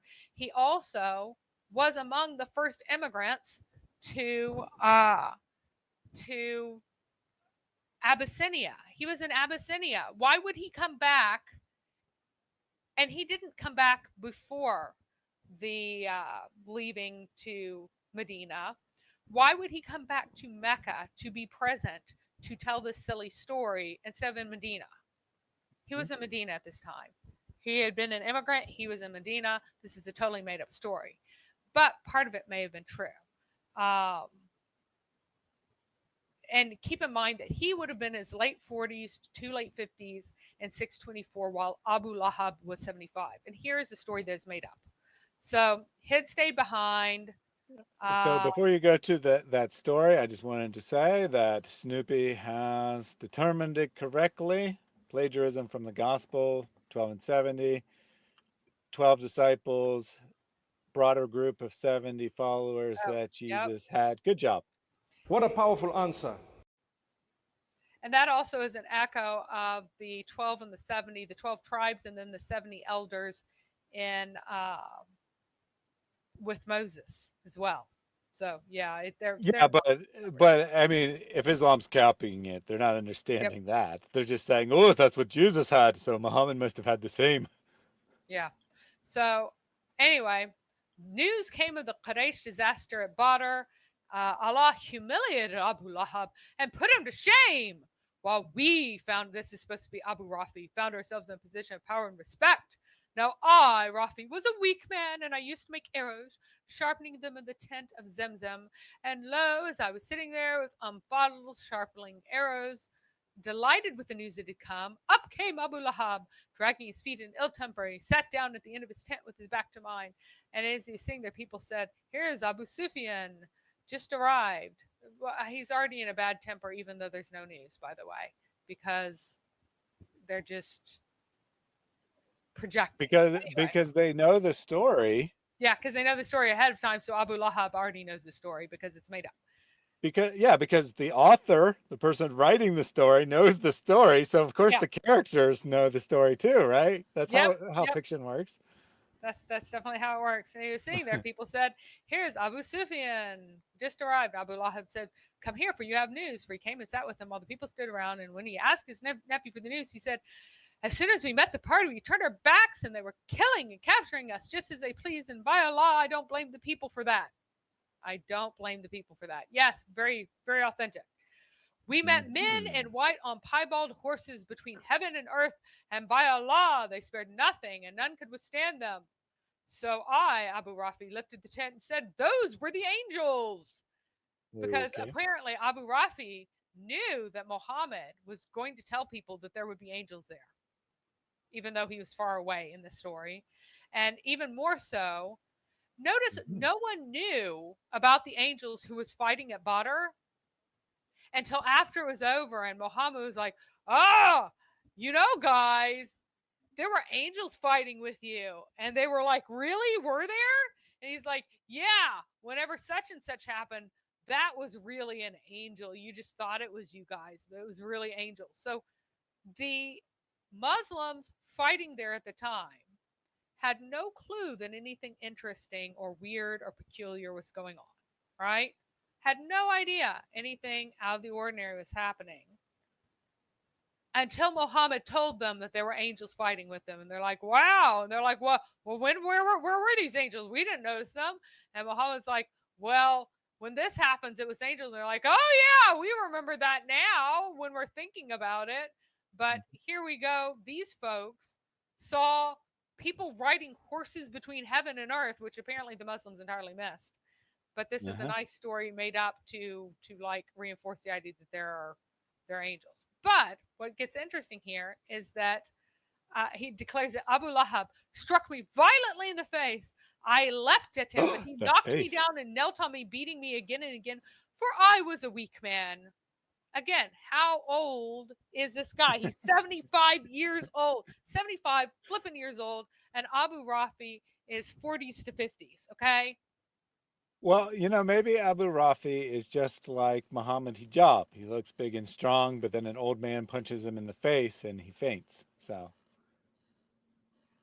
he's trying to make himself into a victim, right? Oh, that old man who's decrepit and can barely walk, he beat the crap out of me. Yeah. But I saw the angels come down and stop him because I'm a better prophet than Muhammad. I can actually see them. You guys can't. Yeah.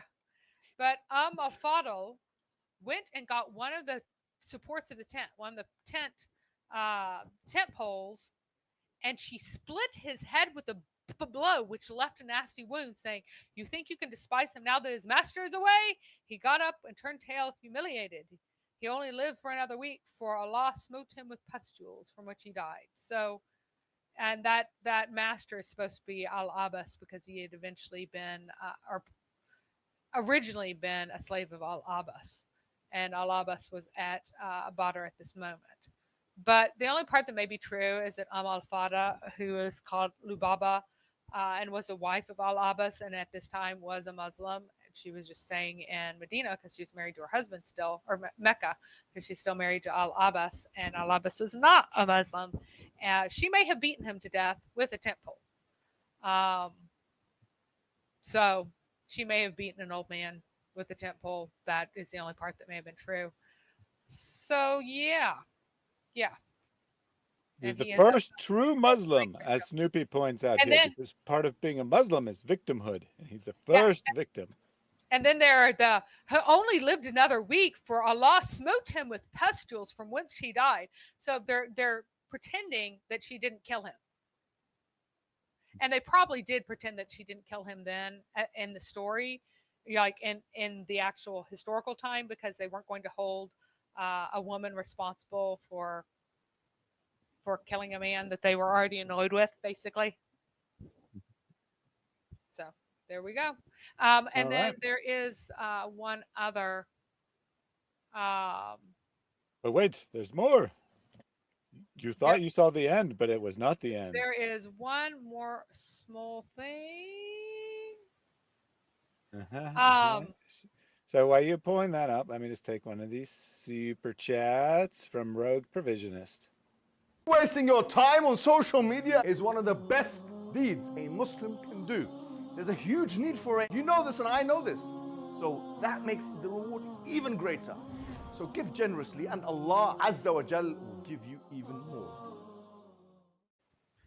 So Rogue Provisionist, who asked a couple questions via super chat earlier. Sorry for being off topic before. All the characters are better than Muhammad. Even Satan is the secret hero in Islam.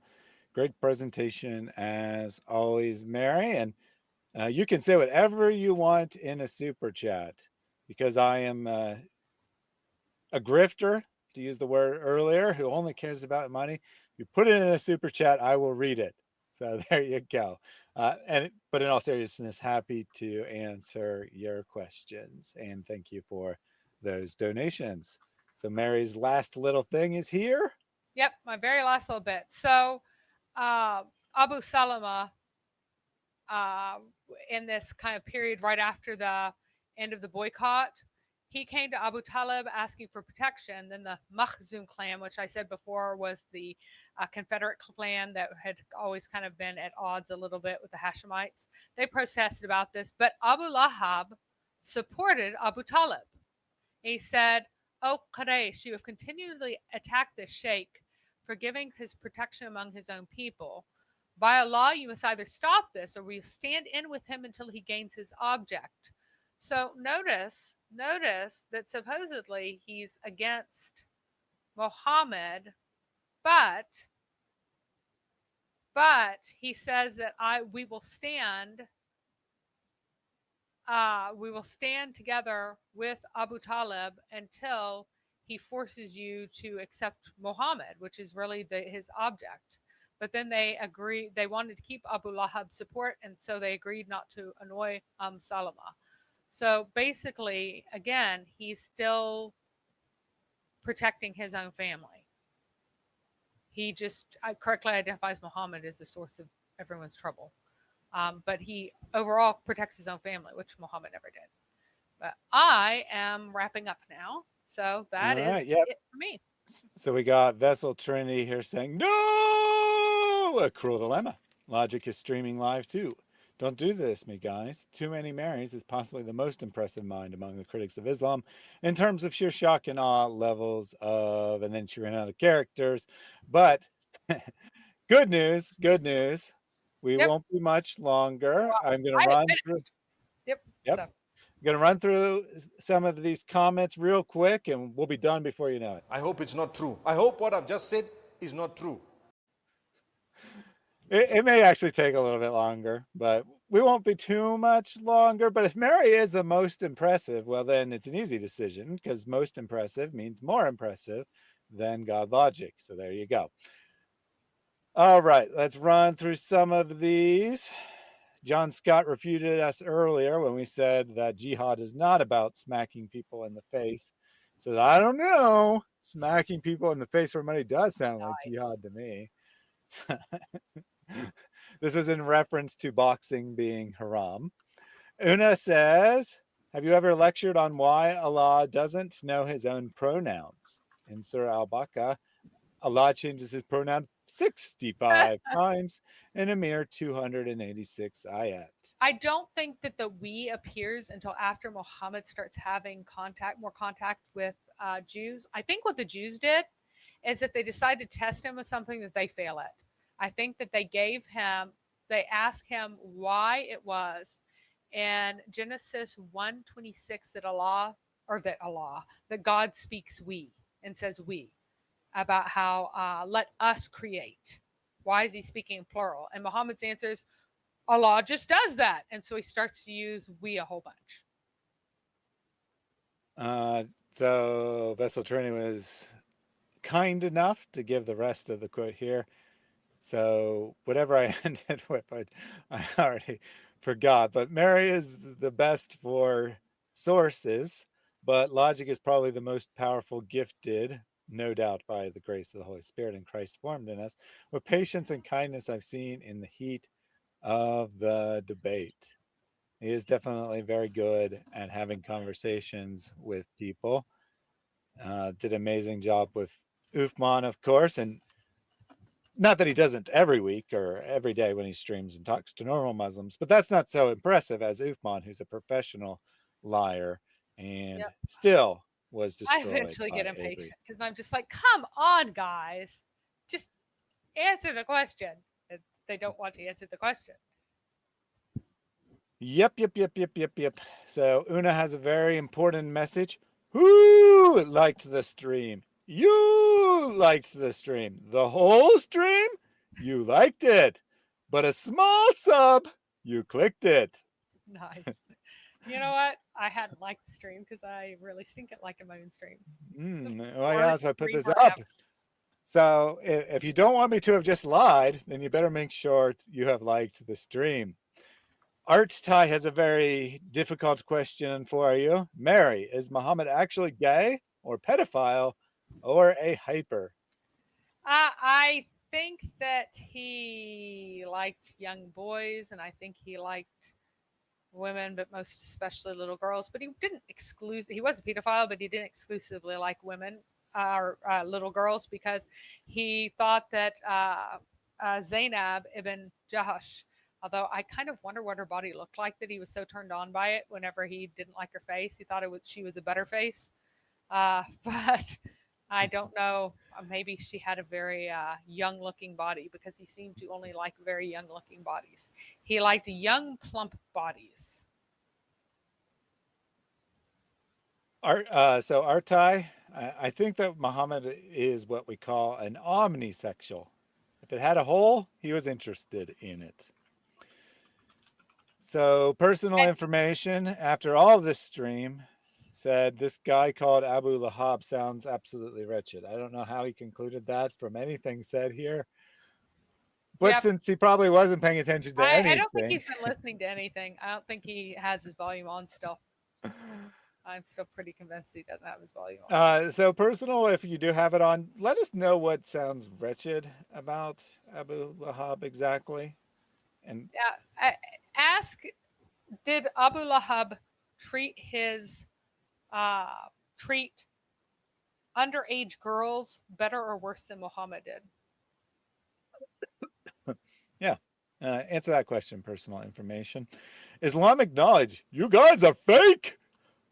Okay, so the guy who just came in here after the stream concludes presumably hasn't heard a single word that we've said, somehow knows we are fake and expects us to be bothered by this comment. Okay, buddy. Very good. Very good try. Maybe next time, if you're going to insult us, at least try to make it appear like you watched something. You know, give an illusion that you're referencing something in the stream.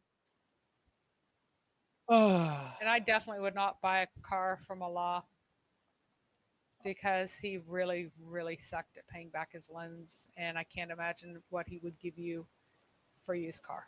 So he'd give you an eternally virgin car. Oh dear. Una said we get 2 cats. This is the proof.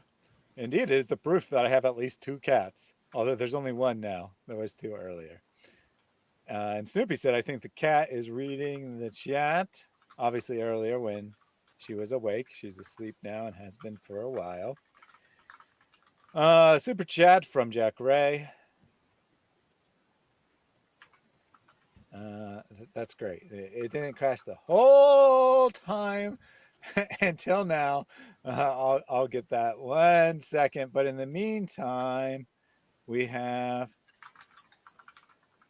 this comment from Marcos that says, I love you. To the robot, not to us, Mary, but to the robot. I love you. And I'm constantly praying for you and yours, and then some laughy faces. So I think that this was actually a joke, that praying for the robot. Maybe someday it'll be a real boy or something along those lines. All right. Bot has been restarted, so let's try that super chat again. And I didn't wait long enough. It was still starting. And it won't trigger. No. It'll trigger.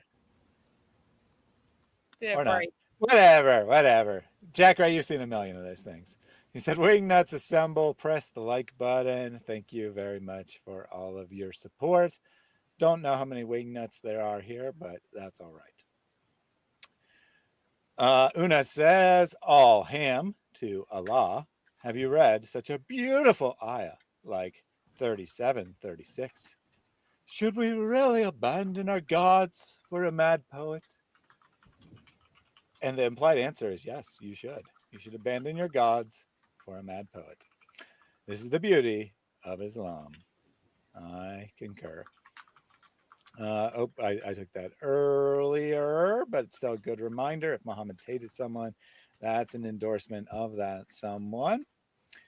Talmudic tunnels construction. So there's no way that shirt flew more than 10 feet. Let's check that. Let's check the replay on that and see just how far that shirt may have gone.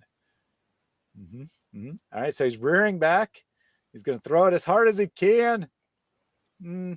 Yeah, 10 feet. That's my guess. And he made such a good point there, too. He said that this is a flag. All right, Peter, with another super chat.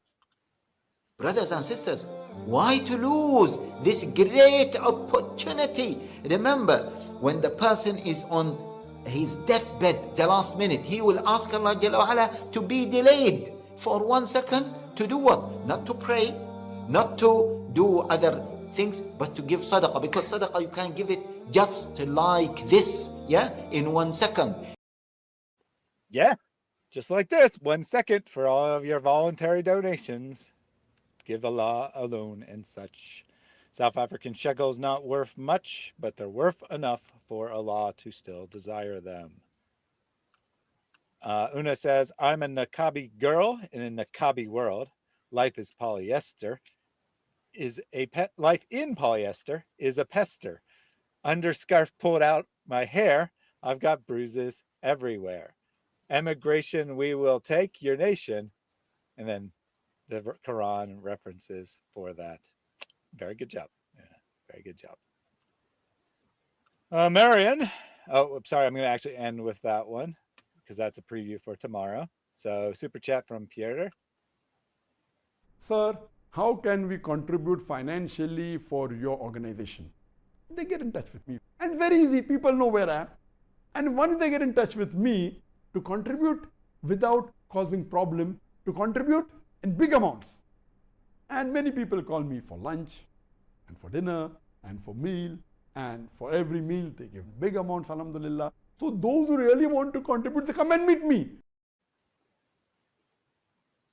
Please be prepared for more questions next time. Absolutely. And I have a feeling you'll have a lot of questions because you also said I'm going to binge watch this channel for the next 72 hours, all of it. Well, I doubt you're going to watch all of it because this is like part 40 just of the Mary streams of I 3 haven't. hours of 3 to 4 hours a piece. And I probably have 100 plus other streams of 5 hours on average, maybe. So yeah, I don't think I'm gonna watch all of it, but I do appreciate the thought there, and plenty of content available for you. So I want to I'm have trying to one figure out- last note to Mr. I've already answered that, but to Islamic knowledge, he said that you're not supposed to call his Allah first to start with. He's not supposed to call. No one should call wrong Allah one. an idiot, but I think a moron maybe. But he was actually the one who was calling Allah too stupid to know that he's telling people to follow corruption. So I need you to let me know whether or not your God is so stupid he tells people that they should follow something corrupt, or whether or not your God is smart enough to tell people to follow things that aren't corrupt and to follow good things, or is your God just like a demon and he tells people follow corruption? Because that's basically it. Either Allah is stupid and is accidentally telling people follow corruption, or he's a demon and evil and telling people follow corruption, or he isn't telling people to follow corruption. So it's one of those three. So let us know. And again, yeah, that's what I thought. I knew that personal information wasn't turning it on. So you Unfortunately, need I can't to what- rewatch this later. Anyway, so he says the hijab is for haya. No, it isn't. According to the Quran, the hijab is not for haya. It's not for fake, false modesty. What it is for is to keep Muslim men from assaulting women. Because it and in says that particular, the why they're believers going to among the the bathroom, women right? should be covered up. Believers among women should be covered up because so that they are not harmed. And the only people who are going to harm anyone are going to be the men. So the Islamic men were raping women to such an extent that you needed to tell the women to cover up to make sure that the Islamic men would rape only women who weren't covered up. So no. And I was not laughing at Mary. I was not laughing at Mary or the idea of He's Muslim laughing men at Islamic raping. law was just a stupid point. I was laughing at his next comment, which I will bring up here. But specifically, right, the verses are revealed because all the Muslim men are standing around watching women go to the bathroom and being like, I saw you go to the bathroom. Well, no, it's not just that. They assault them afterwards, to and from, because the women are only allowed to go out at night to go to the bathroom. So the only time you can poop is once a day at night. So you have to go out at night, hold your poop. If you need to poop for some reason in the morning, well, you better hold it all day. And then you go out and poop. And then on your way back, the men drag you in bushes and rape you. So. All right. So this is the comment I was laughing at. How can you say we are made in the image of God? We look like monkeys, most of us. And that's fine because we evolved from apes as supported by the Quran. Are you crazy? Hilarious. That's hilarious. So anyway. Islamic knowledge, I got to know. What Quran verse do you think says that we evolved from apes? He probably thinks that the people being turned into monkeys and apes means that they were evolved from apes. So, that goes the other direction. They start as humans and become apes. So what is this? What does this say? Why don't you know your sources? Would you bring up my shared screen? Yeah. Before we look at the Quran verse, there's a verse in Quran where both men and women are commanded to lower gaze and cover up. Like I say, you can't use Quranic verses to prove your point.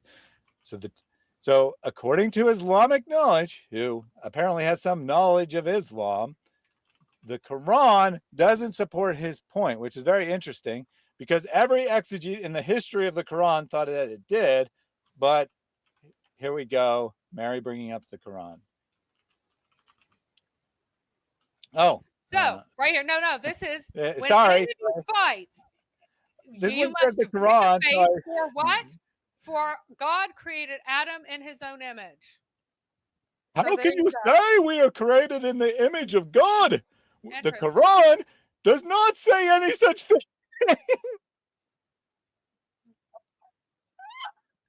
I know you're very stupid. You are a failure of a human being. The thing is, if you've been watching from the beginning, I talked about this one earlier. I was making fun of boxers because you're not supposed to, when you're, this is like casual fighting, not like fighting for your life or whatever, but other kinds of fighting. But yeah. Oh my God. Guys. Islamic knowledge has no idea what's in the Quran.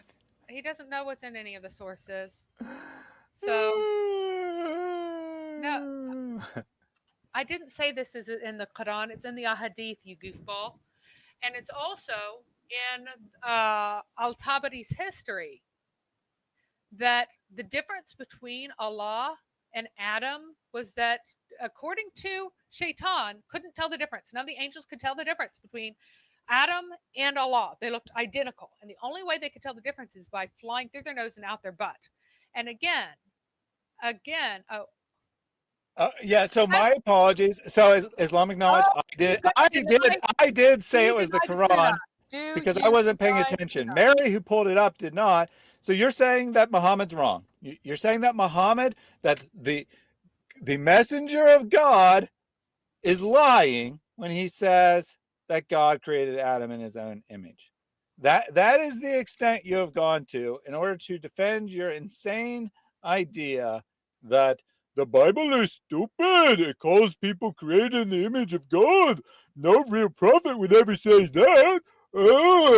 Muhammad said that? Then Muhammad's a liar, just like me. You're using third-party information. We can't use biblical scholars who deny the deity of Christ. What y'all gonna do then? How dare you use a hadith? Us Muslims, we don't believe in hadith. that is What a so freaking idiot. spectacularly stupid. That's so spectacularly stupid. So Islamic ignorance, again. So this Why guy, does it say? you are not a Muslim. You are not a Muslim. You do not have any Islamic knowledge. No. You cannot say this statement as a Muslim. Whatever you are not a Muslim. Call yourself something else, please. Don't call yourself a Muslim. How many times Muslims believe in the hadith. You don't, you're not a Muslim. So anyway, again, he's ignoring the fact that the reason why women are supposed to cover up is because men will hurt them. If you don't cover up, men will hurt you. I don't care if it tells men that they also shouldn't look at women. The Quran itself says, women cover up or men will hurt you. Believing women. And at that time, the slaves were not allowed to cover up. Why weren't they allowed to cover up? They weren't allowed to cover up because they needed to have targets for the sexual aggression of the men. So, no. Ha! Oh, you do not have fitra.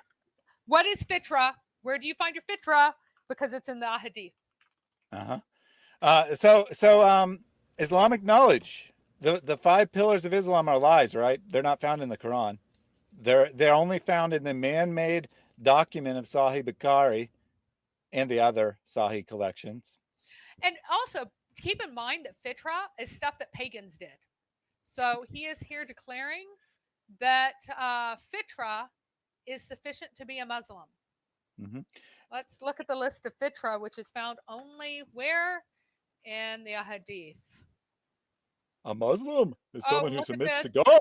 The Us Christians are more Muslim than the Muslims because we actually submit to God. Yeah. We don't submit to Muhammad, a human being. So let's look at this. Where do we find the fitra? What is that? Oh, in the hadith, Abu Hurairah reported 5 are the acts, quite akin to the fitra. 5 are the acts of the fitra: circumcision, shaving the pubes, cutting the nails, plucking the hair under the armpits, and clipping the mustache. This fitra are things that the pagans did. The pagan Arabs did before Islam. That's the fitra. So pagan Arabs are Muslims. Fitra is described in Quran. No, it means fitra is deep right nature here. of human being. These what? are, that's the fitra. Well, it's the idea that there's another definition of fitra that's like kind of this vague sort of Okay, but piety. all human beings have the deep nature of human beings. So by your definition, all human beings have fitra. Yep. Uh-huh. So, and tell me, is the Quran eternal and uncreated? Yes or no? Is it? Yeah. What is the fitra of Allah? This says Yeah, that's not a is definition. That just tells you to follow the fitra. It doesn't tell you what it is. Where do you find a description of it?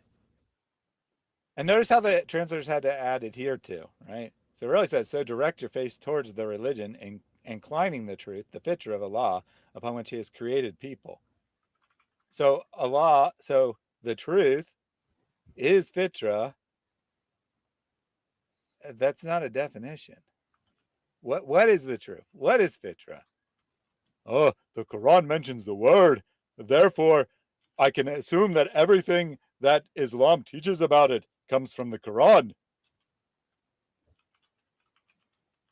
But if I don't like what Islam teaches, then I say it's man-made documents. It's just some guy repeating what some guy said, what some guy said, what some guy said, what some guy said about Muhammad. Oh, nice. So it came, Quran, the speech, came into existence when it was revealed. What? So, here you go. Oh my gosh. It was not revealed. We don't know anything about Islam? So his Islam, his Quran is a created thing. So congratulations, you have now put yourself under death penalty, according to most of historical Islam.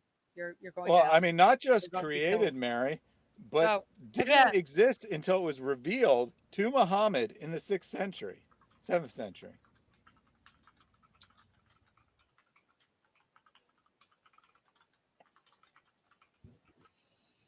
This is information that was not revealed to humans.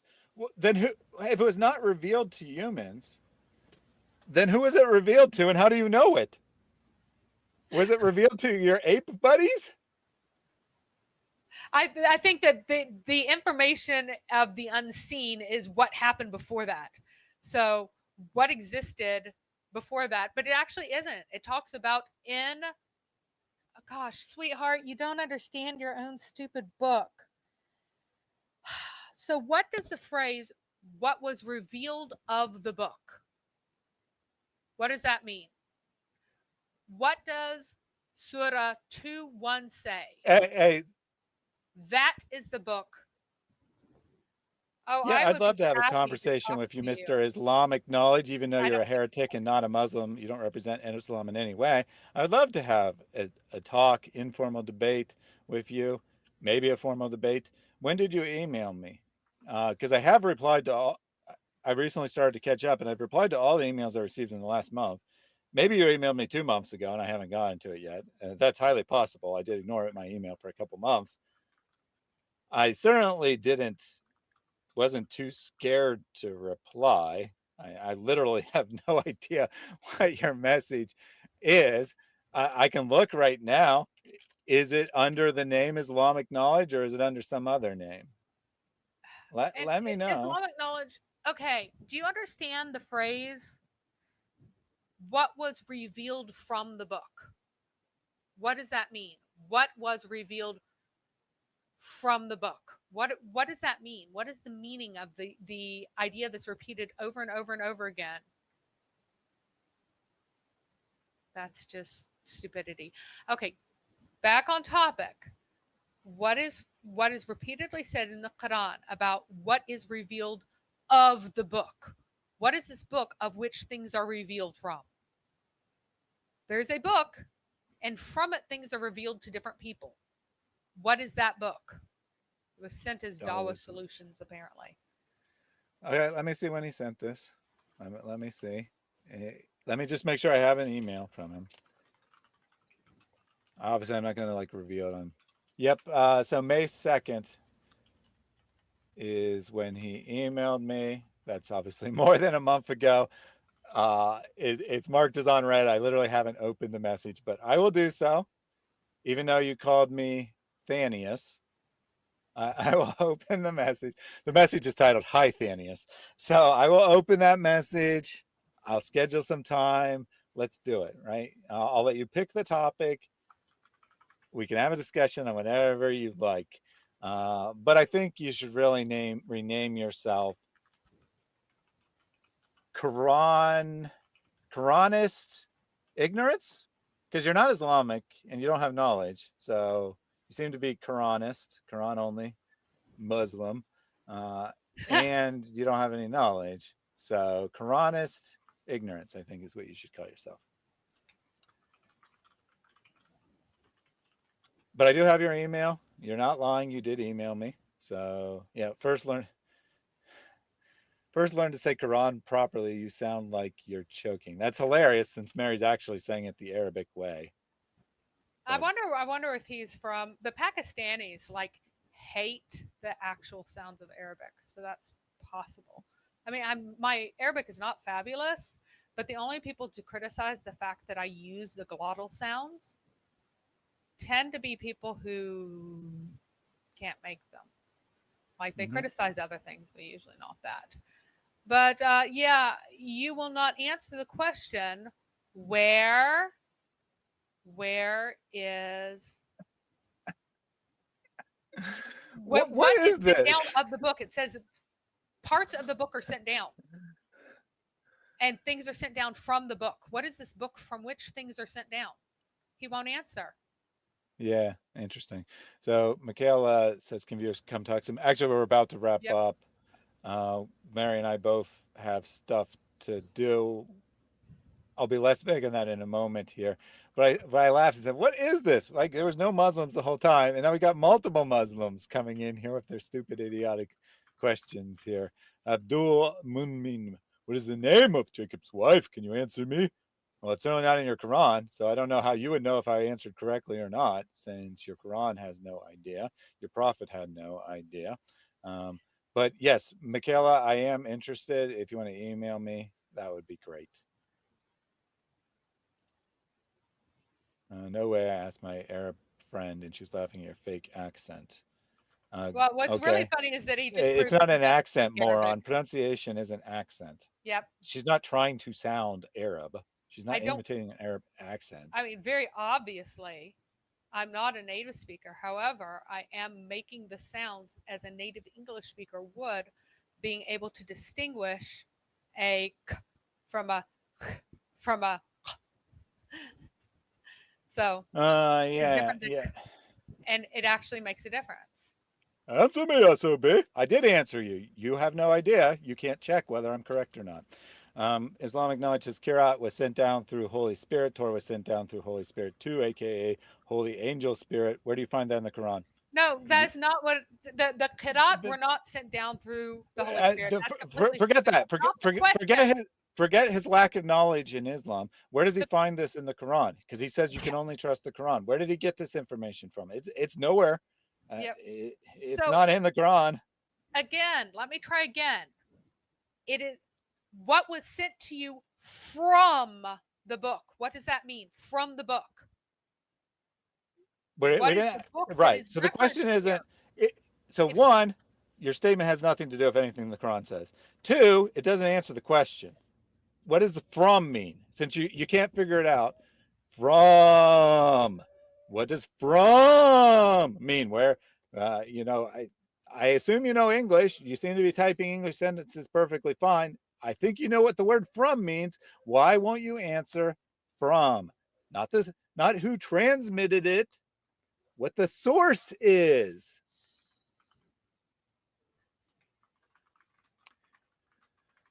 And he won't answer because he knows what the actual answer is.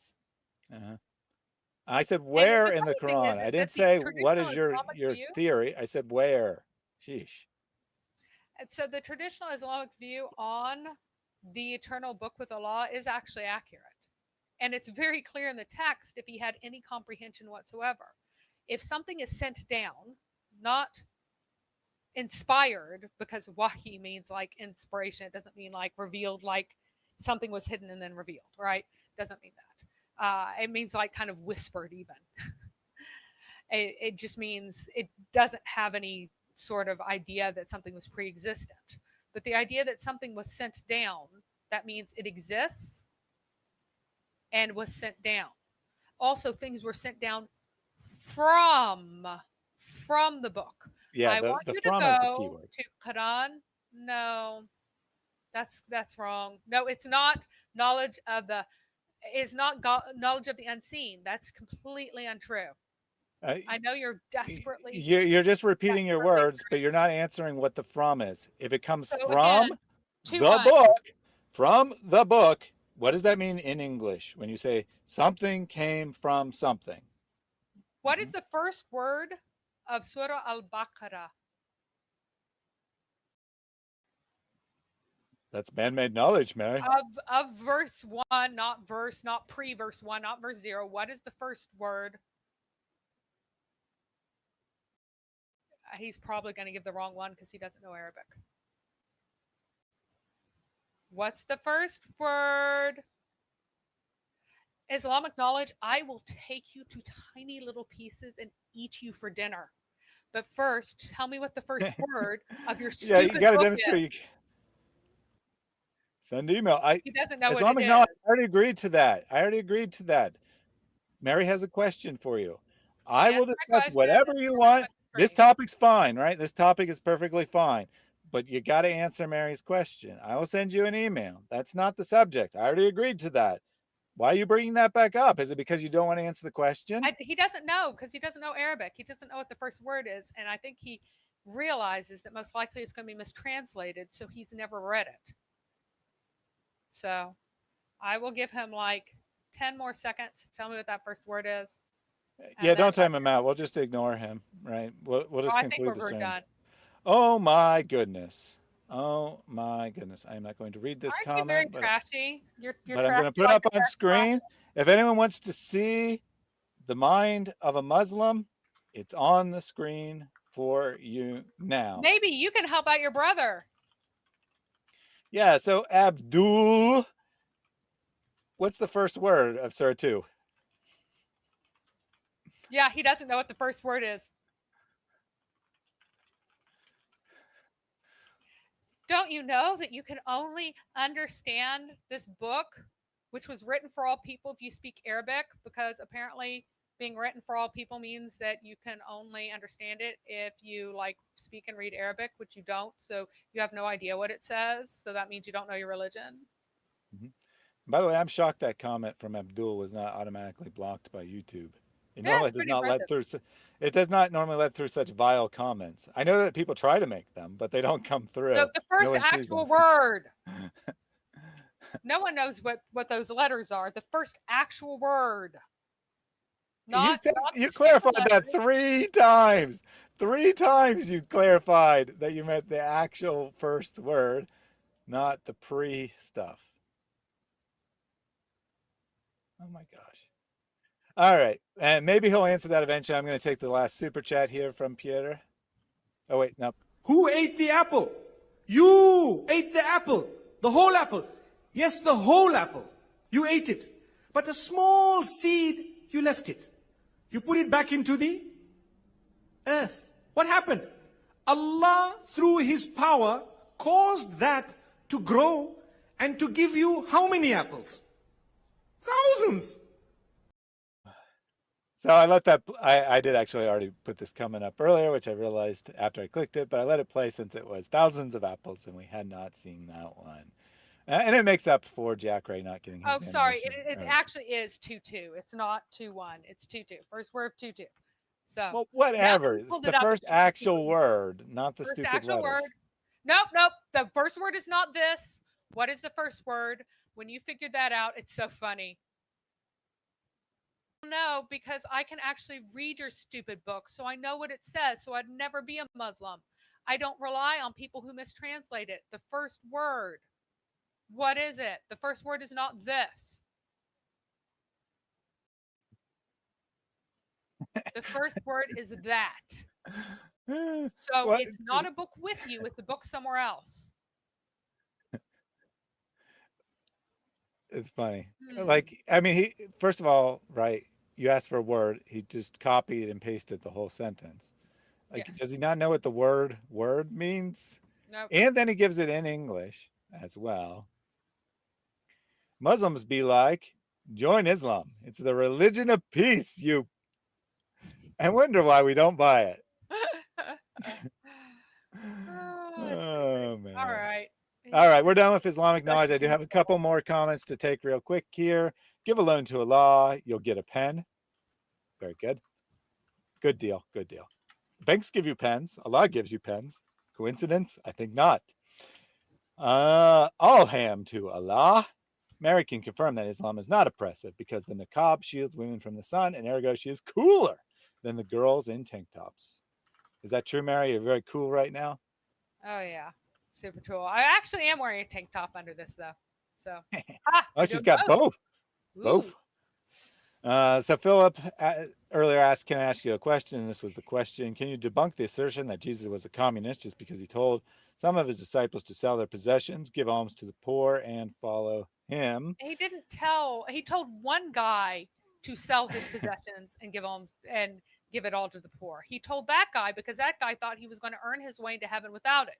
Did he do that? No, he did not. So no, Jesus was no communist. The early Christians, when they gathered together and they were selling stuff, that was not a sustainable situation. They were essentially having cram school. They were having theological cram school with the apostles before they went back to their various places. They were getting trained as missionaries, and so they needed to be able to eat as they studied together very, very intensively for a certain number of weeks. And so once you sell off your property, you have no means to support oneself. It was a sacrifice for a particular goal at a particular time. Later on, whenever there was a famine, the people in Jerusalem were especially in need because the people in Jerusalem were the ones who had sold a lot of their capital to fund people while they were studying scripture. So it was never communistic in the least. So Mary rudely answered this question. He asked for a stream on this subject. I was going to say that's actually an interesting assertion because I would think that they would go to Acts, which then Mary also alluded to as the first place if they're trying to find communism as supported by Christianity. Now, communism is a very poor choice of words because communism is explicitly atheistic. But what you mean is, like an extreme form of socialism. And Mary already debunked that as far as a quick answer goes, so I won't add anything to that. I think that would actually be a fairly interesting stream to have sometime. It's not like a super common claim, but on a very surface level reading, at least the Acts passage you could see as having some support for a communist-like system. So it'd be worth discussing. And then the final comment here from Marion. So I said that alluded that Mary and I had stuff to do. So Mary and I will be streaming tomorrow on ISO Elohim's channel in person. Mary and I will be in the same location. Elle will be there as well. David Wood will be there. Apostate Prophet might be there. I think he isn't. I think he's not coming into the next day.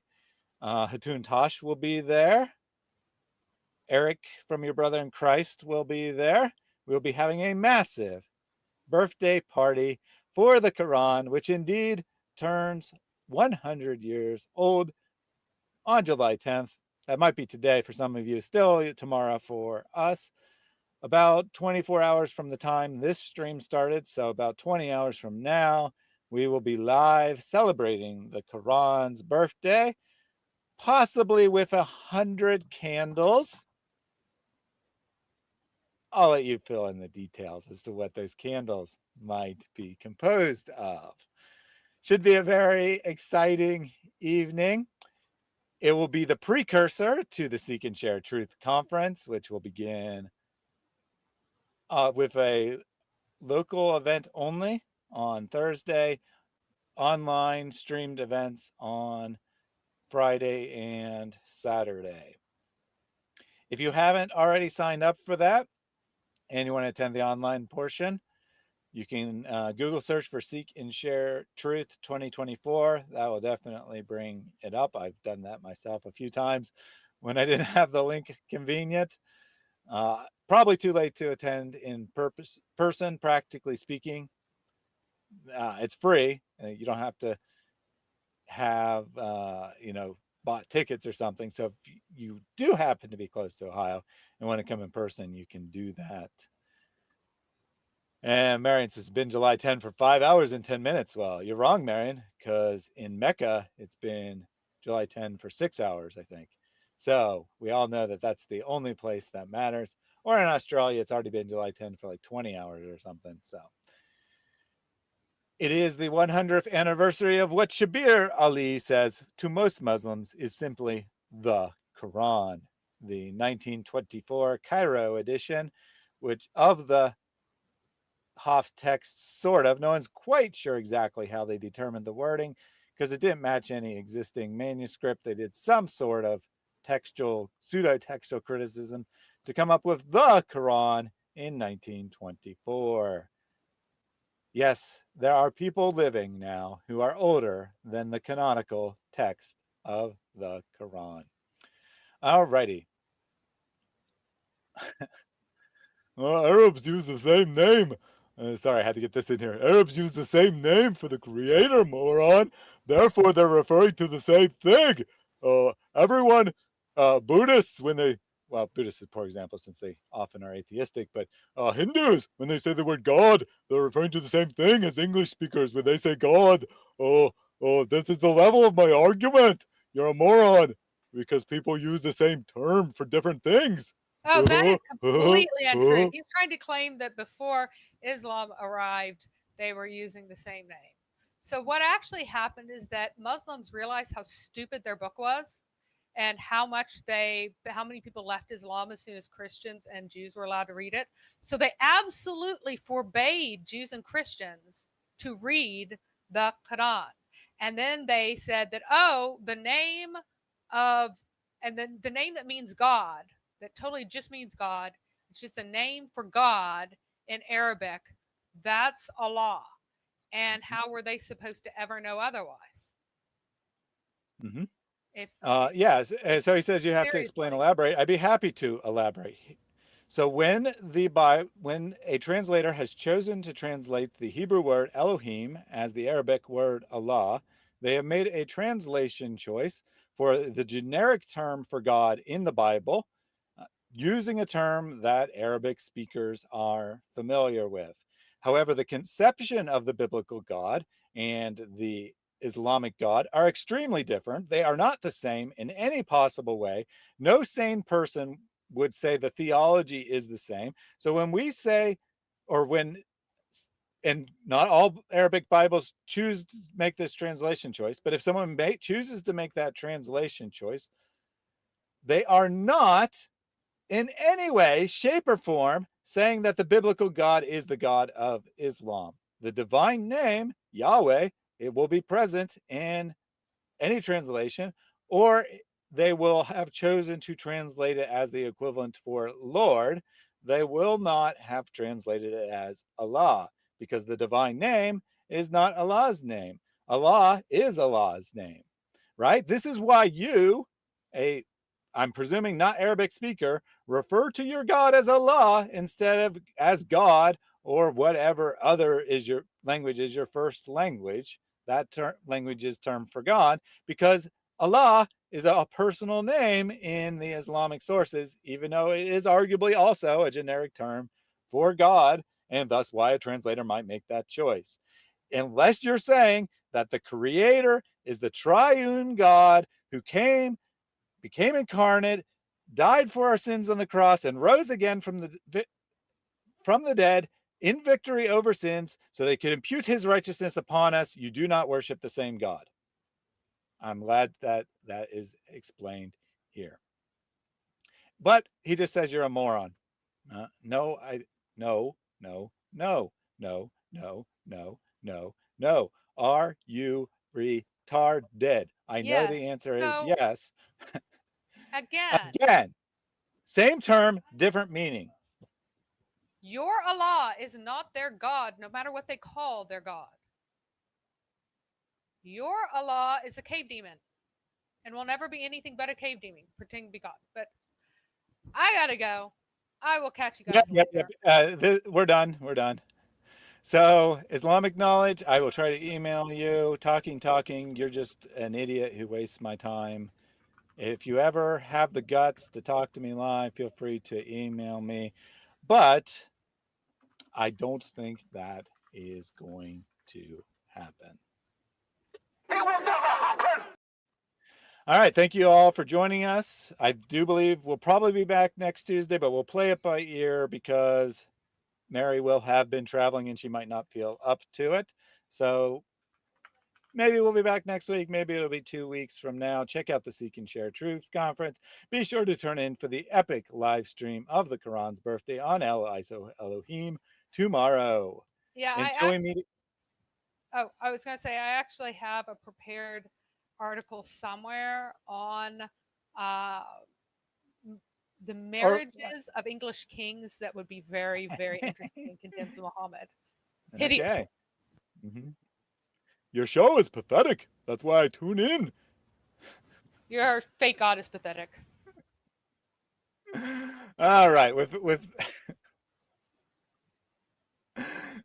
the beauty of Islam, people. The beauty of Islam. Islamic knowledge, you're all right. You at least try. These other two clowns, they're just displaying the amazing beauty of Islam. We are proud of that. All right. As I was trying to say before Mary rudely interrupted to say that she might want to stream on Tuesday, which I had already said. Thank you all for joining us today. Have a great rest of your day. I hope you check out that event. Till we meet again, God bless everyone.